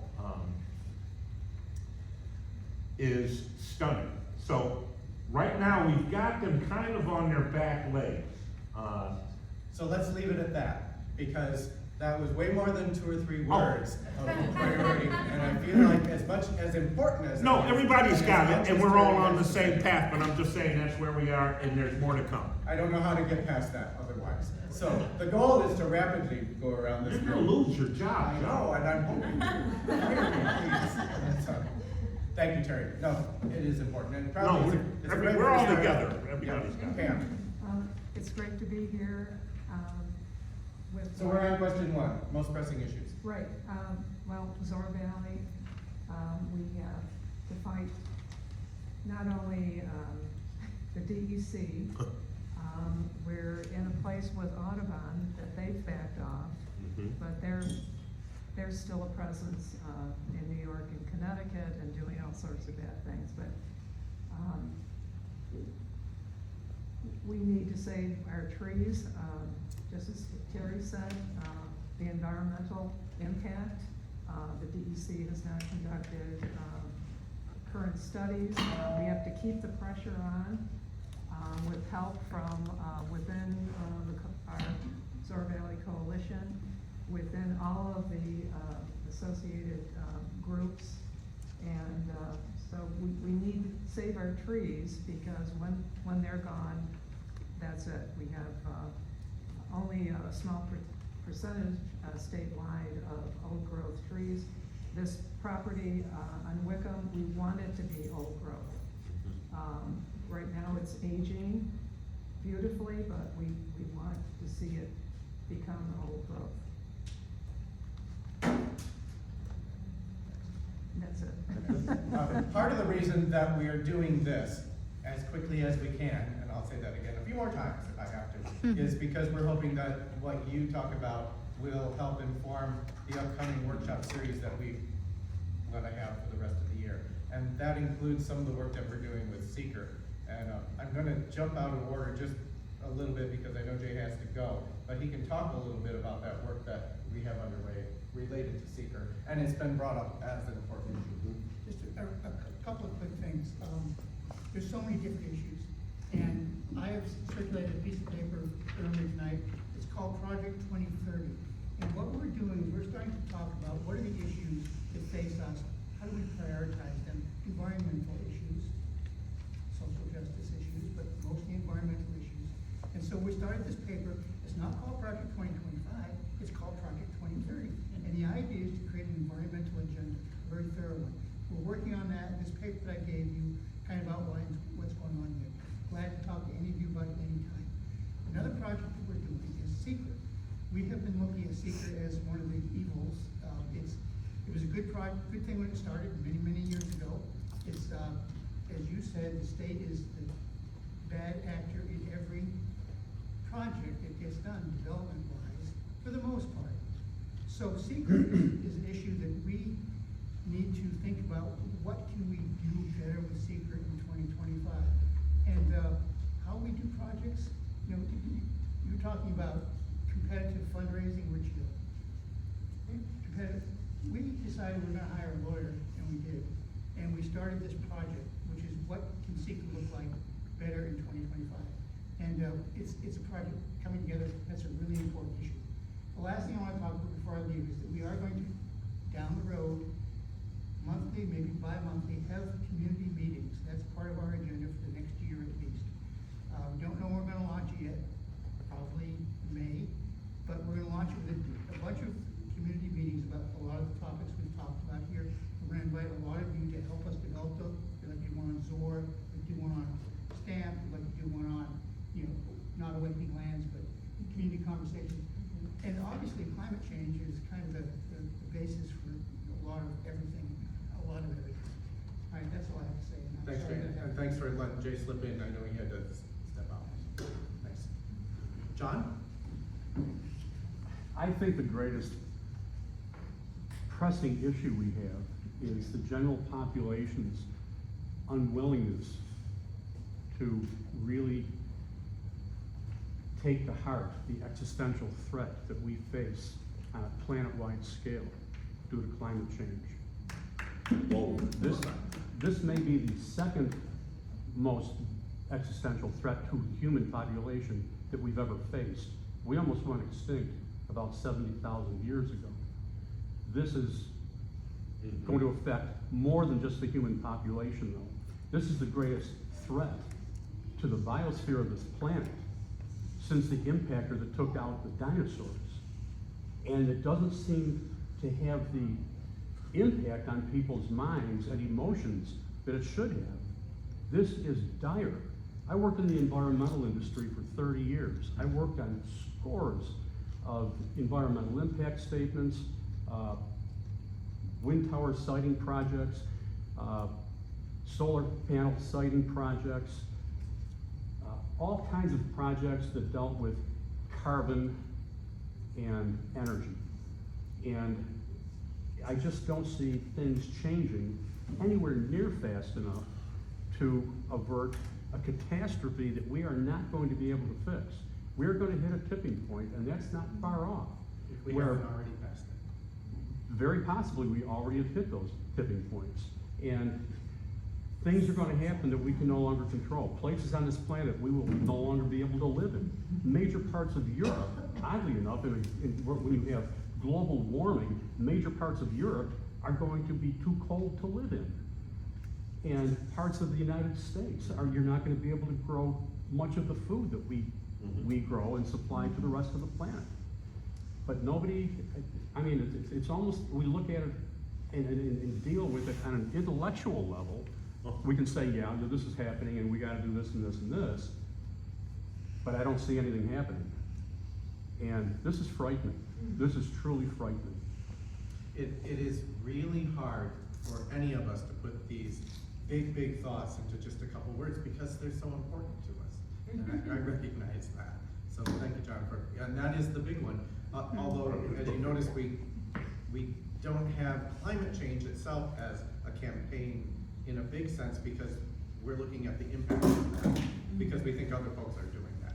But again, thank you for bringing that one up. Let's let Jennifer weigh in if she chooses. You're gonna be very busy in the coming years. Yes, well, obviously as a psychologist, we've been looking at why it is people either hunker down, go into disavow, go into denial. It's complicated, and we're trying to keep people in the window of tolerance for the nervous system to be able to take in information, not freak out, not shut down, not become reactive. But we're also worried about, just a few degrees rise in heat does incredible damage to the human brain and body that will, make it impossible for us to make intelligent decisions. So there are a lot of things going on with that. Water, let's just say water is a pressing issue, especially with AI sucking up all of our resources. And I would say Citizens United, but can we do anything about that? I'm looking at the big things here. I I'll think pass we need it to on. look at all those things. Yes, I'm we do. going to put them on the list. Yep. Kelly, you wanna do one? Sure.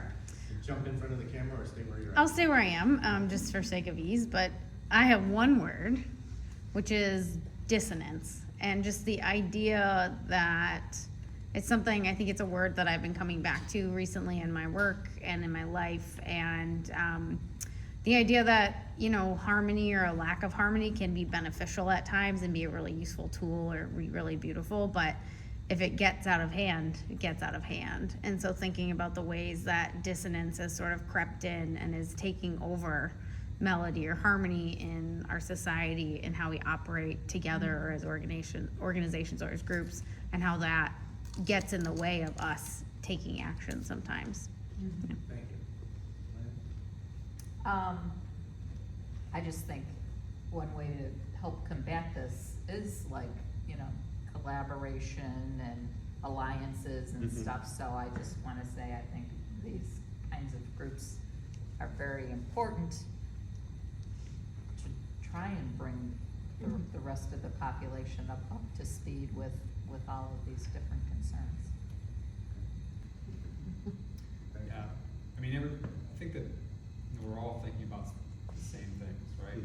But and John, I think you put it really crystal clear, right? That what is in my mind all the time. But I think I'm feeling right now like we lack. We need to do coalition building.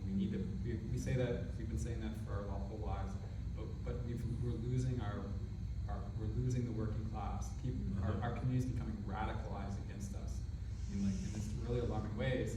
And I just see AI feeding into that. So how do we face this head on so that we can get back control of our political process? What's happening at the federal government is just going to be devastating to everything we're trying to do right here. Yeah. So I think we need to think about how do we win elections and how do we stop losing people. Will there even be elections? Good point. Sorry, I didn't mean to cut you off. It just slipped out. I mean, to your point, I think a big challenge is the lack of science literacy. People don't understand what goes into science, and there's just been a deep mistrust of scientists. And getting that into the younger generation and building from there, hopefully affects all the things we're talking about. The lack of science literacy and the reasons behind that too. Valerie? So like others have mentioned, accountability for the government to follow the laws that they've already passed, like SECRA, like the Climate Leadership Community Protection Act, is really big. And I think one factor behind that is the clear economic alignment within the community. So for example, for a recent Eastside Parkways Coalition meeting, there was a gentleman who previously supported the tunnel on the basis that he was told it would create jobs for the community. And he works in workforce training for other community members, and after he got more education from the Eastside Parkways Coalition, he realized that there are also jobs when it comes to parkway restoration that are actually better for the community in the long term than the tunnel. And he realized that there is an alignment there that he didn't realize earlier. And I think we need to really speak to that, kind of like how you guys mentioned in terms of solidarity with the working class. that's really important because like economics is how we all work together. It's an expression of how we work together, and we need to all be on the same side in order to make sure our government is accountable to what they committed to. Hillary. Following that up. Right. Okay. Everyone, I think we're all on the same page here, but I think that we talk about like dissonance and this lack of coherence, and it's like capital P power and lowercase p power, and like, where does our solidarity align, and like bringing together the working class, really ensuring that climate literacy is like at the front of everything we're doing, like scientific communication is approachable, that we're less siloed, and that these coalitions are created so that we can understand that there is so much common ground, because right now the common ground is fragmenting. So it's just like a fight for liberation, for everything, climate and power and solidarity. And I think that's the biggest issue, because it all it funnels through. So like someone's talking about water, but water relates to food, and food relates to human body rights and clean air, and all of these things are all related. So just building more coherence is important. Linda. Well, I think we're in a mess. We all know that, between climate, the total tearing at the fabric of life, and then the equity crisis across the earth is really, really serious. And things are likely to get worse. I think so. One of the things that strikes me is localization, and that it seems really important that we build a community where we live right now, and think about how does this region, and region can be defined, as much as we want to, but how do we make this place a place that's not dependent on international, that's not dependent upon transportation, it's not dependent on consumerism, but it's not dependent on all of these things, but interdependent of the people who live here. How do we have food security? How do we make sure that people are safe? How do we make sure that we can take care of each other in case of emergencies and stuff like that? I think that at the same time that we're working within this global context, that we need to know what it is, that we should be thinking about right here, right now, and particularly our relationship to the natural world, because I think this whole thing has happened because we have pretended like we're not a part of nature, where in point of fact, we're totally dependent on the natural fabric of life that we're slowly killing. And so the preservation and protection, but also how do we take care of each other as times continue to be really, really hot, really problematic. So, thank you. I think only to behave. Okay. No, I agree very much with what everybody said, but that in particular is where I'm thinking too, because, A little louder, just so the room hears. yeah, I'm thinking that, again, the working on staff has brought me closer to Haudenosaunee people and thinking, and so the Oren Lyons, who's Onondaga, he's in his 90s now. He had a podcast, and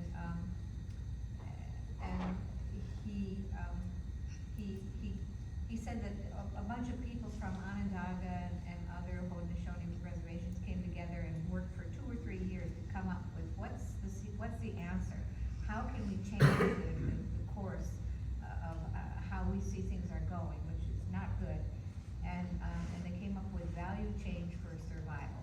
We have to change our values. People have to become aware that in order to survive, we have to change our values. And so what does that mean? And he said, it means share everything equally, which I thought was, what? Share everything equally? I had trouble with that, but I believe it. I understand it now, that, I think that the whole thing with how we've completely abandoned, not completely, but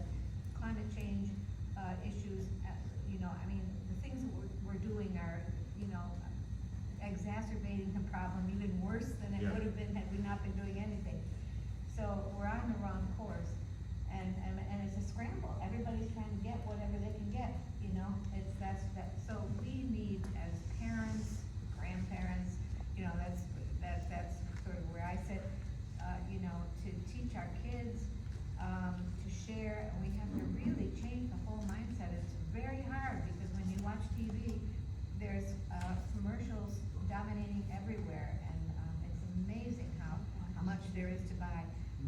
So, I don't know, I mean, that is a very big question, and, but I think it has to be dealt with almost on that level of values. We have to teach ourselves, our children, you know, maybe even something just as simple as sitting out in the backyard and, you know, watching things grow. That's it. Geez, this sounds like, this is a huge question. And what's your name again? I'm sorry. It's hard to know where to tackle something like this, I think. What's your name again? My name is Liliana. Is it Lillian? Liliana. Liliana. Yes. I think, speaking for some of my peers and people, my friends, people that are young, there's a lot of, I think like you said, dissonance, I agree, and a lot of numbness to the reality and an unwillingness to accept things. And of course, none of that's being helped by the lack of science literacy, of course, the movement away from education and common sense and things like that does not help. So I feel like that's maybe the root of what I see as the most pressing issue, and just division. And if we can all at least get on a base level of understanding of risk, then that's a strong start. I also think local action is the strong shift that needs to happen. I would love to believe that an angel's gonna come down, the US government is going to help us, but I do not foresee that happening, unfortunately. And I think, you know, groups like this and alliances like this are where change hopefully can come out of. That seems most likely to me. And also, even within groups like this, I think like infighting is not helpful, and something that I see a lot, like more towards the political side, I would say, but even people on the same team sometimes feel like they're not. And if we can be more united under large issues, I think that again can help move towards the right direction. Appreciate what everyone said. I think for me, sort of relevant to my work, right, is addressing habitat fragmentation, right? Addressing the biodiversity crisis. As many of you know, I'm like obsessed with native plants, and it blows my mind that more people aren't obsessed with native plants. But I also have to understand that like the love of a thing is developed early, right? And that kind of goes back to my background in environmental education, right? Like how do we foster a love for something, right? And every time that I've talked with Liliana about bees, I feel like I've tried to bring that excitement forward of like, there's all these native bees, and people don't know about native bees, and why aren't we excited about native bees? So like I get, and that's why I'm excited about like the BioBlitz that is happening with Zor Valley and Grassroots and the Buffalo Niagara River Land Trust. We're collaborating on a BioBlitz as well to sort of bring a better understanding of like nature in the city, right? And like I think one of the other most pressing things is like the 30 by 30. Like it's a good idea to conserve land, right? Especially like land that has intact forests, but I also feel like there needs to be an emphasis on restoration, right? And like how we saw the outer harbor become restored to a more natural state. What does that look like in an urban setting? Like how can we advocate for remediation and restoration within more urban settings? Okay, for me, it's one of the most pressing things, and probably because I've seen more and more of it come up over the last couple of years, is, how do we protect all of the environmental progress that we've made over the last 30 years, and yet still be able to achieve a lot of the new sustainability goals to allow us to be in existence for decades to come? Because sometimes those two things are in direct conflict with each other. So, you know, how do we find that balance, and when do we compromise, and what does compromise look like? I'm gonna jump in with, I hope it's not heard as appropriation, but with the idea of 7-generation thinking. And hoping that we're around for 7 generations to be able to experience that. George? You opened it by saying what's the most pressing issue locally, internationally, nationally, and locally. So I'll say one word and then add to it, but it's collapse. We're gonna see a collapse of the climate systems. It's inevitable, it's gonna happen. We aren't talking about it, and not just us here, but including us here. The collapse was inevitable no matter whether Trump and MAGA got in or whether the Democrats got in. We got 1,000 years of greenhouse gases there. When I first heard of global warming, it was called differential global warming, and referring to what John says, some parts of the world are gonna get colder, some parts warmer, but they're gonna go warmer more often in more places. You know, we know some will have drought and some floods, but we gotta start preparing for that collapse. And I think one of the reasons Western New York has been important to me is because we have the water and the land, because water and food are gonna be the most important thing. I might add that I heard differential global warming in the first lecture I heard about it in 1975. I didn't hear the first lecture and articles, which were 1912. So we've known about this climate since 1912. And speaking of water, I'm surprised it hasn't been brought up more often. But one of the reasons Trump wants Canada, because he wants Great Lakes water. We've been able to not see that water get shipped off to the southwest for a long time, because we've had an agreement with Canada. As soon as Trump gets into whatever he's getting up to, that water could be going anywhere. So my big issue is collapse.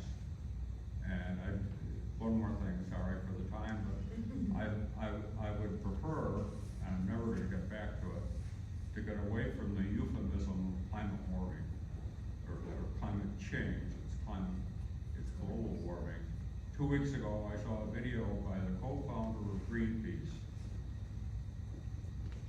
arguing how wonderful global warming and climate change is, because we're gonna be able to produce so much more food in so many more warm areas.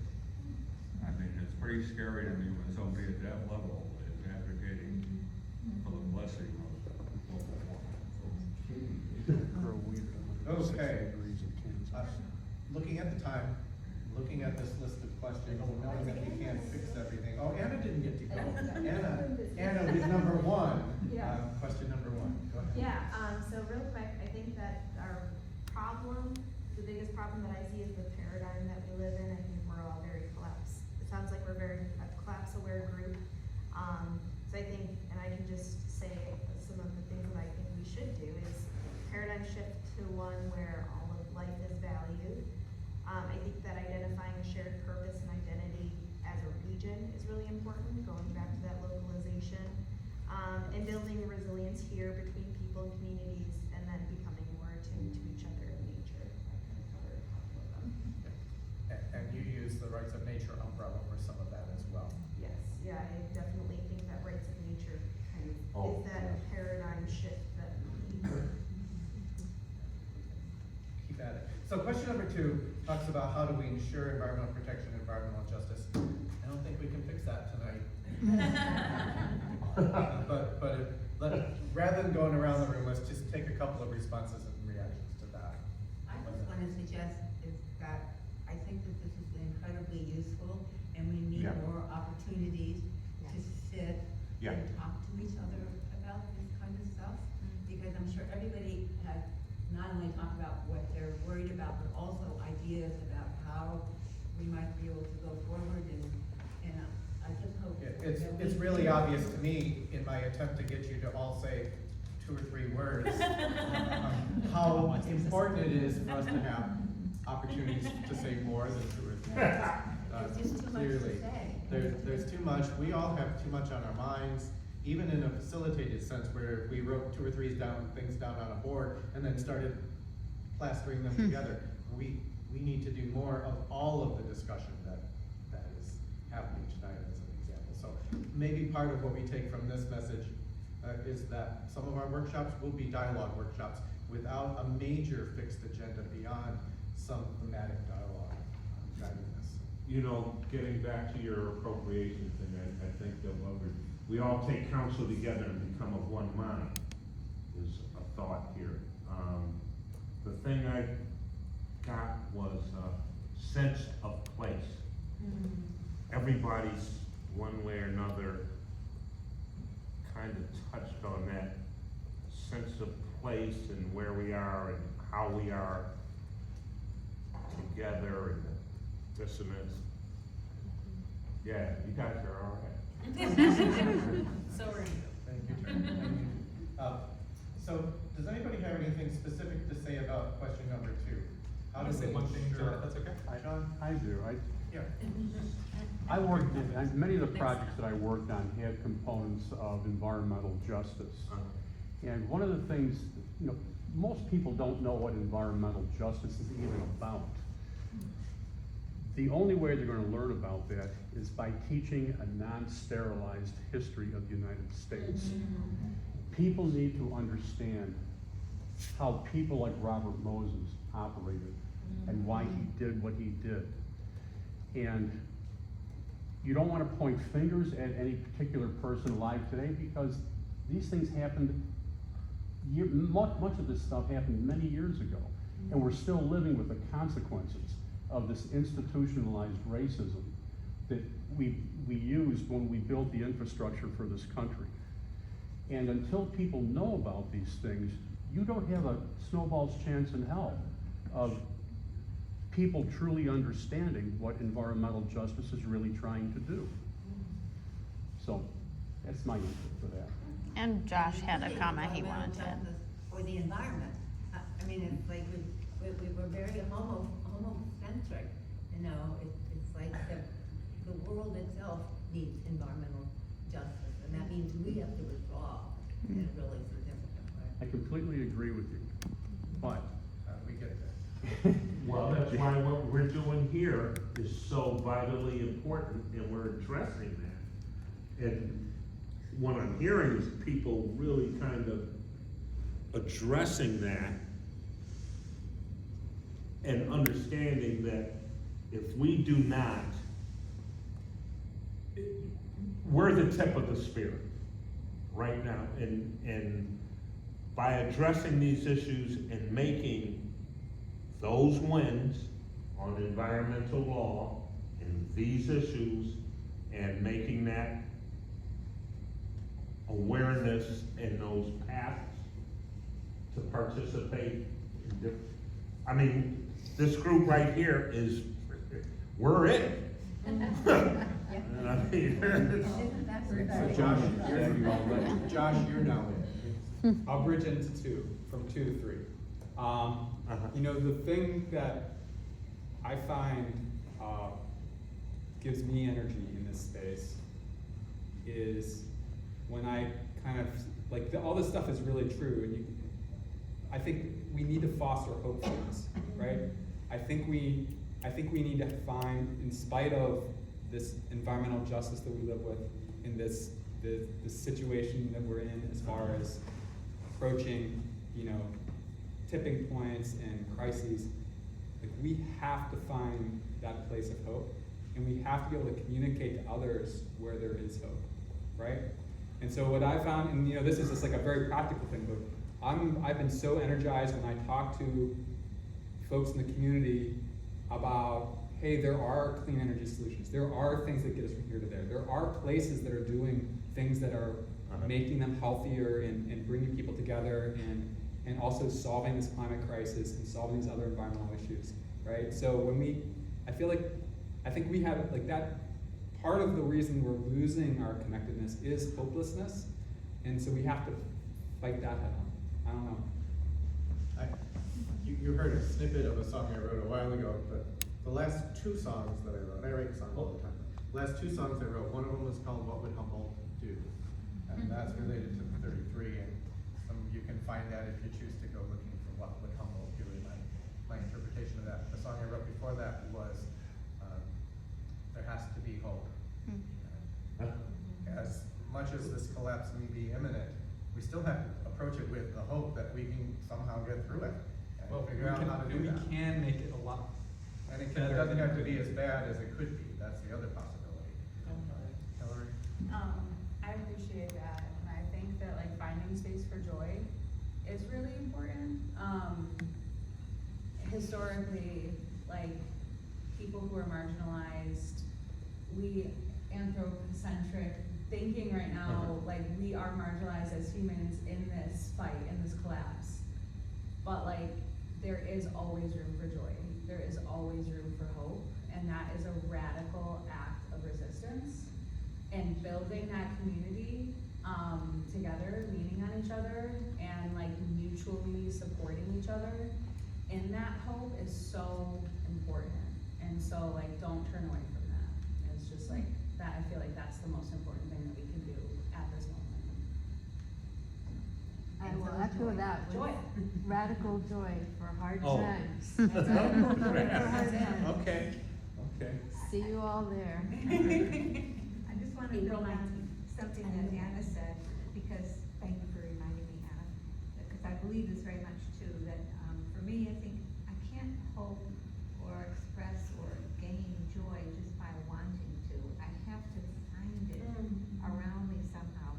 And there's where I think building a sense of place, like knowing your place, like living in your bioregion, knowing what trees are growing in your backyard, whatever, that for me, it's like I grew up in Buffalo. I thought I couldn't wait to leave.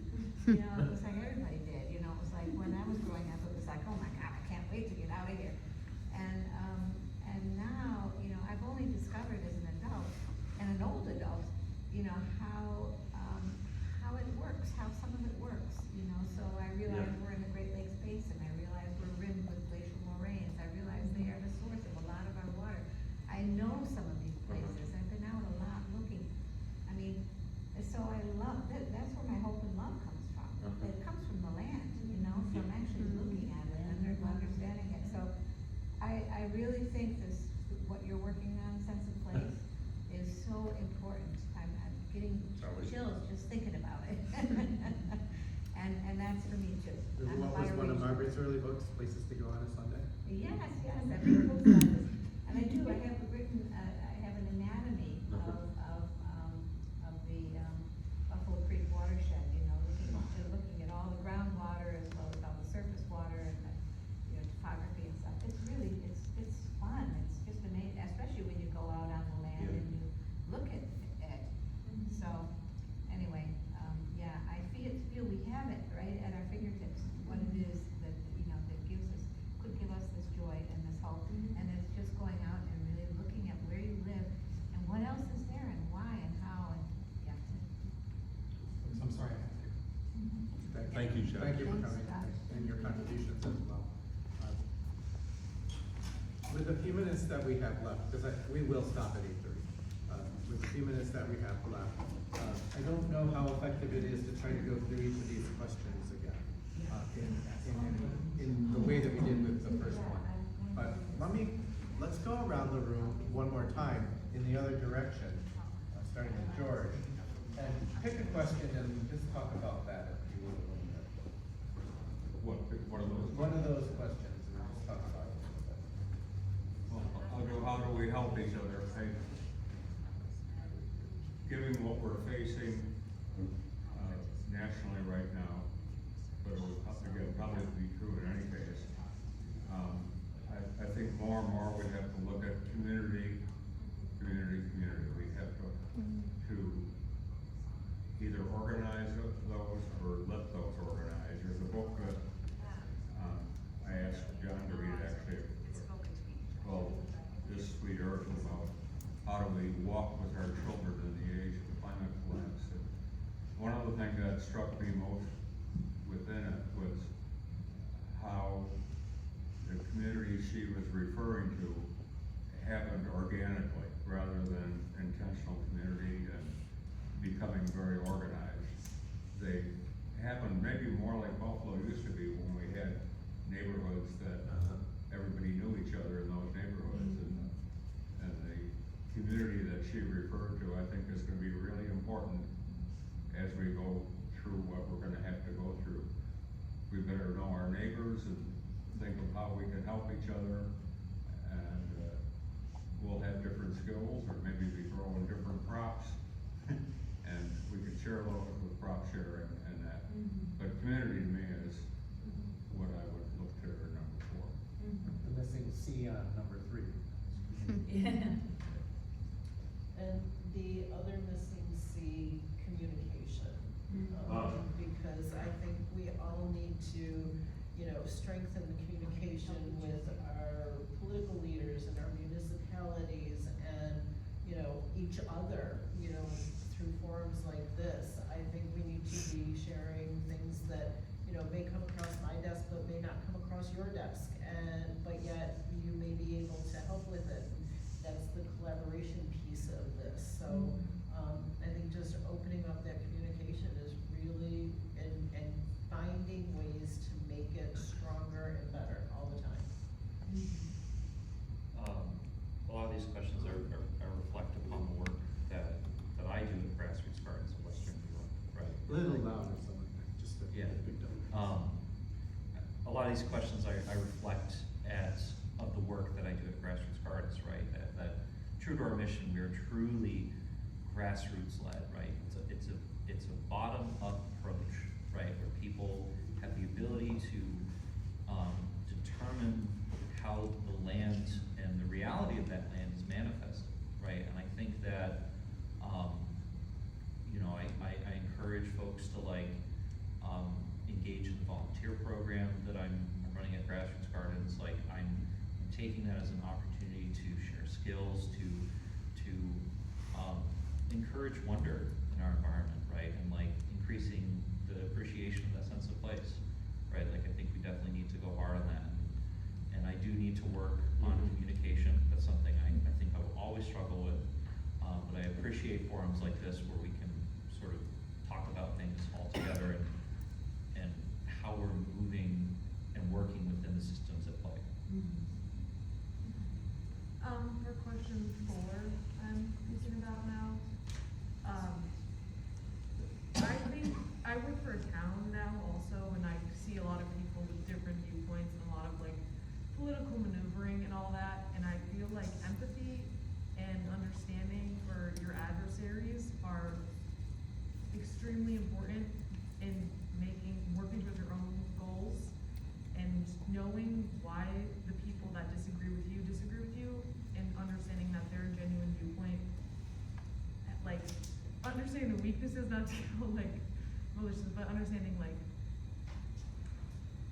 they truly believe what they do for a reason, and if we can all be empathetic with each other, then I think that can help move progress in the right direction. And I also believe that helping each other includes helping yourself, and not feeling numbness, not feeling dissonant from climate change struggles and the stress and anxiety with all of it. Keeping yourself free from that is how you keep moving and you help other people move with you. Thank you for that reminder from all of us. I'll pick question number 4 too. How can we help each other? So I guess, building on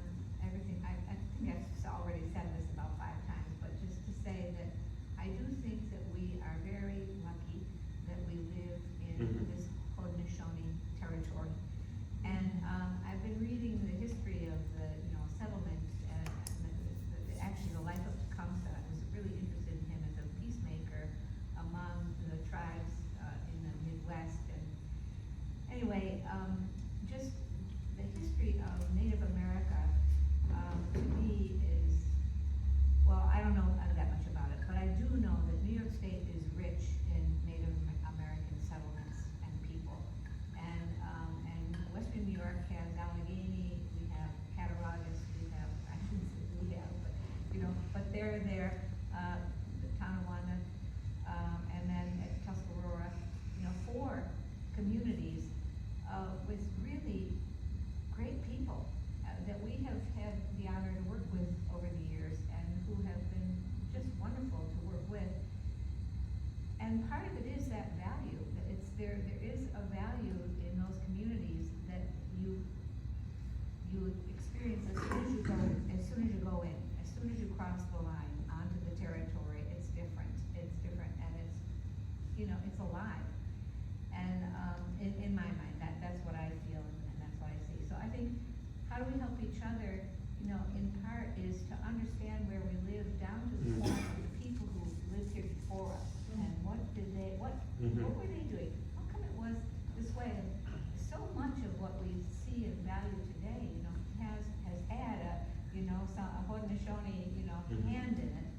And there is a lot of wisdom there. So, I'm kind of making it like maybe something I would really want to know more about, is, traditional ecological knowledge.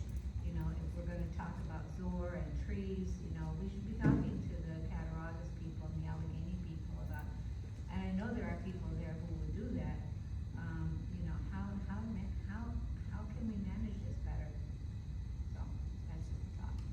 We have 5 minutes left. So, one person can talk for the entire 5 minutes. We could quickly look at who else wants to step in. Okay, I see 1 hand, 2 hands. Okay, you two get, and John gets a little of that time. I'm gonna tack on to what Margaret said. Some of you know, not Neil Patterson, but, oh shoot. Well, I'll come up with his name. I thought you were gonna mention Paul Kimber. That's another name of importance, but I've lost his name. But he said relationships are paramount, everything else is derivative. And I'll make sure that name that's slipping me right now comes out before we leave. But Brian Patterson, who's Oneida, but was born in Irving. This is the way things sometimes are. I view that not just among people, but our relationships with the land and the rest of the planet. So, Pam, then John. You go first. Okay. I truly believe that we need to know our community, we need to know our neighbors. George said that we used to be a very connected, neighborhood-driven area. We need to strengthen those relationships. We need to visit our local establishments, buy local, get to know them. The more people you get to meet in your immediate area, and strengthen those relationships, that's good for that person, and the impact on ourselves is huge. One thing we haven't talked about is protesting. And Don't forget April 5th. I know, so I just want to make one statement. The time is now 8:30, the museum closes in 30 minutes. We can't. Yes, the time is now 8:30, the museum closes in 30 minutes. We can't forget the importance of protesting and coming together. We're gonna feel angry, but once we're together and working towards a greater goal, we can make a difference. Yes, so April 5th, Niagara Square, 11 o'clock. John? or who wrote this? Jennifer, you, I just want to, really quick, reflecting what a lot of people are saying, we have to recognize all of our community assets. In the people, everyone here is an asset of this larger community, and in your tiny little, 3 houses, or your family, or your neighborhood. And every neighborhood has assets that are unrecognized. And there's extraordinary in the ordinary everywhere. And we just move too fast, or we have an idea of what we're looking for that makes us not see it. And that is just, it's a psychological, perceptual shift, as Anna was saying, a shift in our way of thinking and our way of perceiving. And it's all here, ready to be seen and organized and made into some kind of coherence that is regenerative. All right, that was more than my share. Go ahead. I think one of the things that kind of affects everything up there is education. And I don't mean just school education. The mess that we find this country in today is because of bad information. Much of our education comes from the life we lead, the things we hear, what programs we watch, the people that and everybody's probably to some extent falls into this, is they tend to watch what they believe already. And critical thinking, we need to develop critical thinking as individuals, because we cannot deal with these issues, some of which are very complex, if we're using bad information. It's a non-starter. We will go nowhere with bad information. So we need better education, both in schools and in our personal lives. And that's my spiel. I'm gonna jump in, again, recognizing the time, we've got a couple more conversations. One of the things that I think is extraordinarily important as we think about these upcoming discussions is that they also need to be more diverse and more equitable and more inclusive and more accessible to a broader community that is represented in this room too. That's another piece of what has to happen for this to be.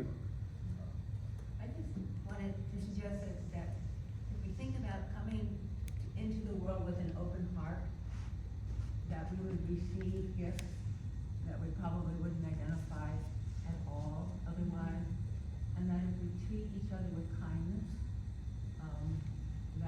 that goes so far in being able to actually make a relationship with someone. I wanted to build on what Liliana was saying, is that everybody's reality makes sense to them. It may not make sense to you, but you have to respect them for that. But there's no reason you can't have a conversation if it's done in love. All kinds of things can happen in that kind of situation. So I just think about having an open heart to your places, to your water, to each other. Just could make a huge difference in our culture.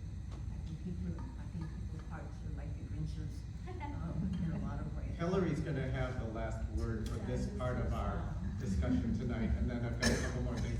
We also don't have a good up-to-date environmental organization directory. And before we get Holly in trouble,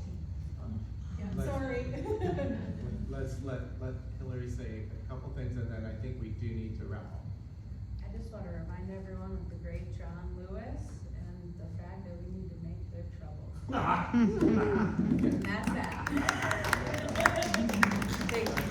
That's a good one to wrap up on. The last related business slide is that we do hope to do some year-round programming. This will help inform that. That was a big part of the reason that we wanted to have the dialogue this evening. We think it'll probably start in May, although we can count the viewing of the film and the staff discussion along with that as part of that year-round programming. That might be April rather than May. And that we really do want to continue this collaborations and partnerships approach. As Jay alluded to, we think this might be leading to something that might have another name, like Western New York Environmental Alliance Project 2030, or building on something a little bit more than the biodiversity campaign, but still under that umbrella. that was the final slide besides a motion to adjourn, coming from Kelly, or was that something? That's a I'm motion? motioning to adjourn. And Anna got the second, she was ready to go with that. I'm assuming there will be no debate, and that all in favor will signify by saying aye. Aye. If you oppose that, thank you, and, thanks for coming tonight. Thank